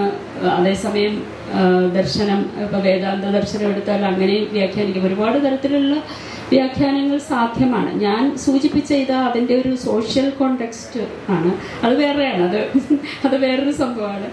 നമ്മൾ പിന്നെ ഒരു എന്താ പറയുക, നമ്മുടെ ആധുനിക സമൂഹത്തിൽ ഈ പറഞ്ഞ മോണോഗമി അല്ലെങ്കിൽ പിന്നെ ഈ പറഞ്ഞ പോലെ സന്യാസം ഒരു സ്ഥാപനമായി മാറുമ്പോൾ, ഒരു പ്രസ്ഥാനമായി മാറുമ്പോൾ അതിനകത്ത് എക്സ്ക്ലൂഷനുണ്ട്, സ്ത്രീകൾ ഒഴിവാക്കപ്പെടുന്നുണ്ട്. നാരായണ ഗുരുവിൻ്റെ ചില കൃതികളിലും അത് വരുന്നുണ്ട്. അത് ഓക്കെ, അത് പർപ്പസ്ഫുള്ളി അത് എടുക്കാവുന്ന ഒരു പോയിന്റാണ്. ഞാൻ അതിനകത്ത് കടമ്പെടുത്തൊന്നുമില്ല എനിക്ക്. അത് ഇങ്ങനെ ഒരു സോഷ്യൽ കോണ്ടെക്സ്റ്റിൽ അങ്ങനെ പറയുന്നു എന്ന് മാത്രമേ ഉള്ളൂ. പക്ഷെ നാരായണ ഗുരുവിനെ മനസ്സിലാക്കുന്ന അതിനൊക്കെ അപ്പുറത്താണ്. ഈ പറഞ്ഞ പോലെ ഒരുപാട് പഠിക്കപ്പെടേണ്ട ഒരാളാണ്, അല്ലെ ആസ്വദിക്കപ്പെടേണ്ട അല്ലെങ്കിൽ അറിയേണ്ട ഒരാളായിട്ട് തന്നെയാണ് അദ്ദേഹത്തിൻ്റെ പുസ്തകങ്ങൾ, കൃതികൾ തന്നെ ഒരിക്കലും നമുക്ക് പഠിച്ചു തീരാനൊന്നും പറ്റാത്തത്ര തരത്തിലുള്ളതാണ്. അപ്പോൾ ഡോക്ടർ പറഞ്ഞ പോയിന്റ് തീർച്ചയായിട്ടും ചർച്ച ചെയ്യാവുന്ന ഒരു വിഷയമാണ്. അത് ഞാനൊരു സാമൂഹ്യപരമായിട്ടുള്ള ഒരു കാഴ്ചയാണത്. മറ്റു കാഴ്ചകളും ഉണ്ട്, അതിൽ തന്നെ അറിയാമല്ലോ. ഏകദേശമൊക്കെ നമ്മൾ സംസാരിച്ചു കഴിഞ്ഞു. ചോദ്യങ്ങളുണ്ടോ? ഓക്കെ. എനിക്കൊരു അഭിപ്രായമാണ് ഈ അവസാനം പറഞ്ഞ കോവിഡ് വാക്സിനെ പറ്റിയിട്ട് പറഞ്ഞിട്ടുള്ളത്. വാക്സിനേഷൻ്റെ ആ ഒരു ഇതിനെ പറ്റിയിട്ട് ജസ്റ്റ് എൻ്റെ ഒരു അഭിപ്രായം പറയുന്നത്, ആസ്ട്രസെനിക്ക കോവിഷീൽഡ് ഇറക്കി. ഞാനൊരു ഡോക്ടർ തന്നെയാണ്. ആരോഗ്യ പ്രവർത്തകരെല്ലാവരും നമ്മളത് വളരെ ആദ്യം തന്നെ അത് എടുത്തു. പക്ഷേ സത്യം പറഞ്ഞു കഴിഞ്ഞാൽ അതിൻ്റെ പാർശ്വഫലം അത്യാവശ്യം വളരെ വളരെ ശക്തിയായിട്ട് അനുഭവിച്ച ഒരാളാണ്. ഇപ്പോഴും അനുഭവിച്ചുകൊണ്ടിരിക്കുന്നത്. ഇപ്പോഴും അതിൻ്റെ വല്ലാണ്ട് ബുദ്ധിമുട്ടുകളൊന്നും അനുഭവിച്ചുകൊണ്ടിരിക്കുന്നത്. അതിൻ്റെ ആയിരിക്കാമെന്ന് വിചാരിക്കുന്നു. ഹൈപ്പർഗാലിറ്റിയാണോ ആസ്ട്രൈറ്റിസോ അപ്പോൾ പക്ഷെ എന്നിരുന്നാലും ആ ഒരു കോണ്ടെക്സ്റ്റിൽ അന്ന് ലോകം മുഴുവൻ പകച്ചു നിൽക്കുകയാണ്. ആയിരങ്ങളും പതിനായിരങ്ങളുമാണ് ദിവസം പ്രതി മരിച്ചുകൊണ്ടിരിക്കുന്നത്. ഒരു മനുഷ്യൻ ഒന്നും അറിഞ്ഞുകൂടെ എന്താ ചെയ്യുന്നത്. അങ്ങനത്തെ ഒരു കോണ്ടെക്സ്റ്റിൽ അത്രയും ലിമിറ്റഡ് ആയിട്ടുള്ള സമയത്തിൽ എന്തെങ്കിലും ഒരു പ്രതിവിധി, നമ്മുടെ മലയാളത്തിൽ കച്ചിക്കുരുമ്പ് എന്ന് പറയുന്ന ഒരു പ്രതിവിധി കിട്ടിയ സാധനത്തിനെ നിശിതമായിട്ടൊന്ന് വിമർശിച്ച് ശാസ്ത്രം മുഴുവൻ കച്ചവടമാണ് എന്ന് പറയുന്നതിനോട് എനിക്ക് വളരെയധികം വിയോജിക്കുന്നു. അതിനെ തീർത്തും വിയോജിക്കുന്നു. അതിൻ്റെ എന്താ പറയുക, ബുദ്ധിമുട്ട് അനുഭവിക്കുന്ന ആളാണെങ്കിലും ഐ സ്റ്റിൽ ഫേവർ. ഞാൻ ഇന്നും പറയുന്നത് യു ഷുഡ് വാക്സിനേറ്റ്, സംശയമില്ല. അപ്പോൾ അതിനോട് എനിക്കൊരു വിയോജിക്കുന്നു പറയാൻ വേണ്ടി. അങ്ങനെ ഒരു മെഡിക്കൽ നിഹിലിസം എന്നുള്ളൊരു ഇതിൻ്റെ പ്രാധാന്യത്തെ പറ്റി പറയാനാണ് ഞാനത് സൂചിപ്പിച്ചത്. പിന്നെ സ്റ്റഡി നടത്തണം എന്നുള്ളത് വളരെ പ്രധാനമാണ്. ഇപ്പോൾ ഡോക്ടർക്ക് തന്നെ ഉണ്ടായി എന്ന് പറയുമ്പോൾ വാസ്റ്റായിട്ട് സ്റ്റഡി നടത്തേണ്ടതിൻ്റെ ഒരു ആവശ്യകത അവിടെ ഉണ്ട്. സ്റ്റഡിയുടെ കാര്യം വെച്ചാൽ അതിൻ്റെ സ്റ്റഡി ഡിസൈന് കുറച്ച് പ്രശ്നമുണ്ടാകും. വെച്ചാൽ നമുക്ക് ഒരു പരീക്ഷണം പോലെ ചെയ്യാൻ പറ്റില്ല. നമുക്ക് ചെയ്യാൻ പറ്റുന്നത് ഇത്രയും ചെയ്ത ആൾക്കാരുടെ ഡേറ്റ അനാലിസിസ് ആണ്. അതിപ്പോൾ ഡോക്ടർ ജയകൃഷ്ണൻ്റെ ഒരു സ്റ്റഡി ഉടനെ തന്നെ പുറത്ത് വരും. പിന്നെ ഇന്റർനാഷണൽ ലെവലിലുള്ള സ്റ്റഡീസ് വന്നിട്ടുണ്ട്. അതിൽ ഇപ്പോൾ മറ്റ് വാക്സിനുകൾ ഈ മൊഡേണ വാക്സിനും ഫൈസർ വാക്സിനും ആസ്ട്രാസെനേക്ക വാക്സിനും. അപ്പോൾ ഇതിൻ്റെ സൈഡ് എഫക്ട്സ് ഡിഫറെൻ്റ് ആണ്. പക്ഷേ അതിൻ്റെ വളരെ സമഗ്രമായിട്ടുള്ള ഒരു സ്റ്റഡി റിപ്പോർട്ടും വന്നിട്ടുണ്ട്. രണ്ട് മാസത്തിന് മുമ്പ് വന്നിട്ടുണ്ട്. ഇന്ത്യയിലേത് എനിക്കറിയില്ല, സ്റ്റഡി കണ്ടാലേ പറയാൻ പറ്റുള്ളൂ. ഡോക്ടർ ജയേഷിൻ്റെ ഒരു സ്റ്റഡി ഉടനെ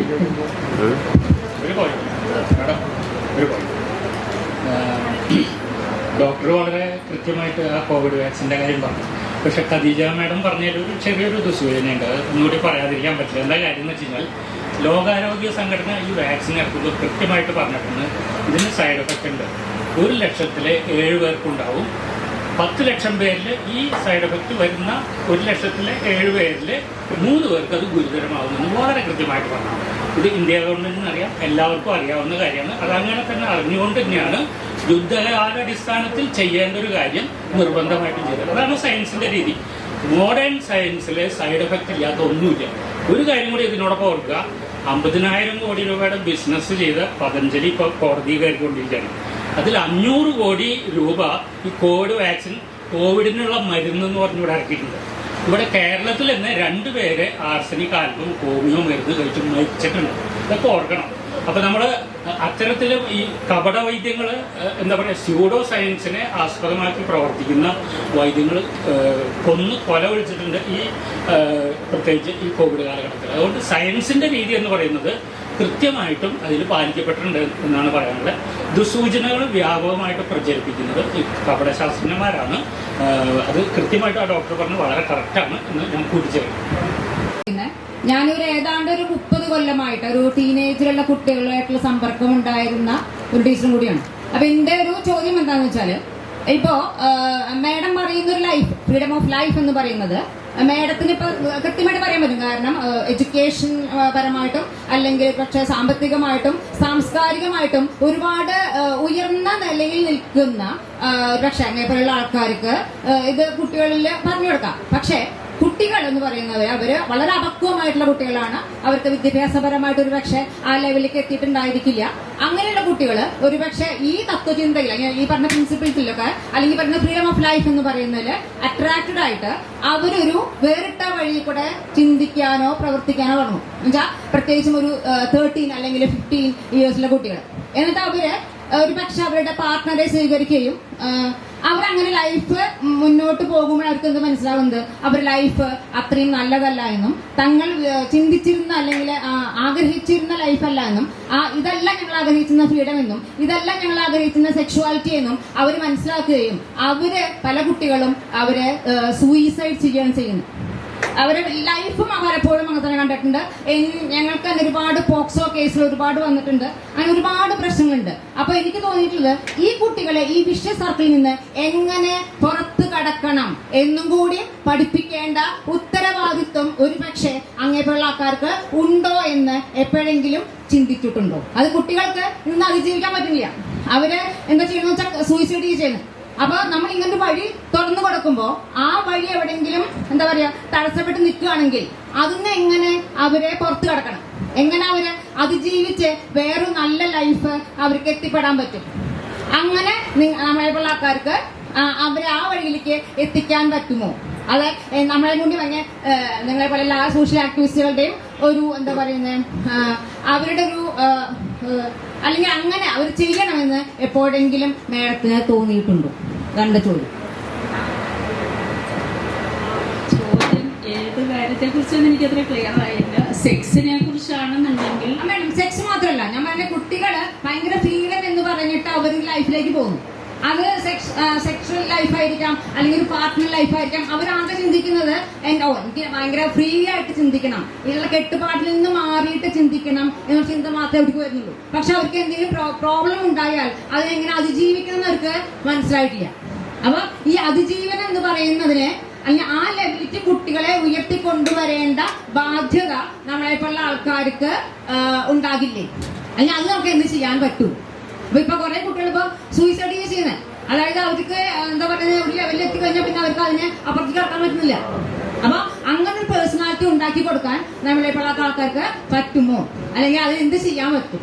അങ്ങനെ ഒരുപാട് പദ്ധതികളുണ്ട്. ഇപ്പോൾ WHO തന്നെ ലൈഫ് സ്കിൽ എഡ്യൂക്കേഷൻ ഉണ്ട്. നമ്മുടെ നാട്ടിൽ പല പേരുകളിലാണ് അത് കൊടുക്കുന്നത്. അഡോളസെന്റ് ഇപ്പോൾ ഗവൺമെന്റിന്റെ തന്നെ 3-4 പദ്ധതികൾ ഈ കൗമാരപ്രായത്തിലുള്ള അഡോളസെന്റ്, നമ്മുടെ ഹെൽത്തിൽ തന്നെ അഡോളസെന്റ് ഹെൽത്ത്, പ്രത്യേകിച്ച് റീപ്രൊഡക്റ്റീവ് ഹെൽത്തിൽ അഡോളസെന്റ് ഹെൽത്ത് എന്ന് പറഞ്ഞ് വളരെ ഏറ്റവും പ്രാധാന്യം കൊടുക്കുന്ന ഒരു വിഷയമാണ്.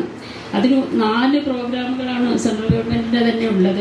അതൊക്കെ എത്രത്തോളം ഇഫക്റ്റീവായിട്ട് നടക്കുന്നു എന്നുള്ള നമുക്കറിയില്ല. പക്ഷേ ഈ പ്രശ്നങ്ങൾ അഡ്രസ്സ് ചെയ്യണമെങ്കിൽ കോംപ്രഹെൻസീവ് സെക്ഷുവാലിറ്റി എഡ്യൂക്കേഷനാണ് വേണ്ടത്. അതിൽ സെക്സ് എന്നൊരു വാക്കുള്ളത് കൊണ്ട് സെക്സ് മാത്രമാണെന്ന് വിചാരിക്കരുത്. കോംപ്രഹെൻസീവായിട്ടുള്ള ലൈഫിനെ, ഈ പറഞ്ഞിട്ടുള്ള ഇതുപോലെയുള്ള പ്രശ്നങ്ങളെ എങ്ങനെ അഡ്രസ്സ് ചെയ്യണമെന്ന് പഠിപ്പിക്കുന്ന UN-ന്റെ, യുണൈറ്റഡ് നേഷൻസിൻ്റെ, ലോകത്തിൽ മുഴുവനും അംഗീകരിക്കപ്പെട്ടുള്ള ഒരുപാട് രാജ്യങ്ങൾ നടപ്പാക്കിയിട്ടുള്ള മോഡുലാർ ടീച്ചിങ് ആണ് കോംപ്രഹെൻസീവ് സെക്ഷുവാലിറ്റി എഡ്യൂക്കേഷൻ. അപ്പോൾ അത് കുറേ നാളായിട്ട് ഗവൺമെൻറ് വഴി നടത്താൻ വേണ്ടി നമ്മളെല്ലാവരും ശ്രമിച്ചുകൊണ്ടിരിക്കുന്നുണ്ട്. പക്ഷേ ഗവൺമെൻറ്റുകൾ എപ്പോൾ ഇത് കൊണ്ടുവന്നാലും പല ഭാഗത്തു നിന്ന് എതിർപ്പുകൾ ഉണ്ടാവുകയൊക്കെ ചെയ്യുന്നത് നടക്കുന്നില്ല. പക്ഷേ ഞങ്ങളിപ്പോൾ ഞങ്ങളുടെ ഒരു സംഘടനയുണ്ട്, സെക്സ് എഡ്യൂക്കേഷൻ കേരള എന്ന് പറഞ്ഞിട്ടുള്ള ഒരു ഓർഗനൈസേഷനുണ്ട്. അതിൻ്റെ വെബ്സൈറ്റ് ഒക്കെ ഉണ്ട്, സെക്സ് എഡ്യൂക്കേഷൻ കേരള എന്ന് അടിച്ചേർക്കട്ടെ. ഇൻസ്റ്റാഗ്രാമിലാണ് കൂടുതൽ കാര്യങ്ങൾ വരുന്നത്. അപ്പോൾ അതുപോലെയുള്ള എഫേർട്ടുകൾ പല സംഘടനകളും എടുക്കുന്നുണ്ട്. അത് ക്ലാസ്സുകൾ അണ്ടർഗോ ചെയ്തിട്ടുള്ള ആളുകൾക്ക് അറിയാം അതെങ്ങനെയാണ് ഹെൽപ്ഫുൾ ആവുക.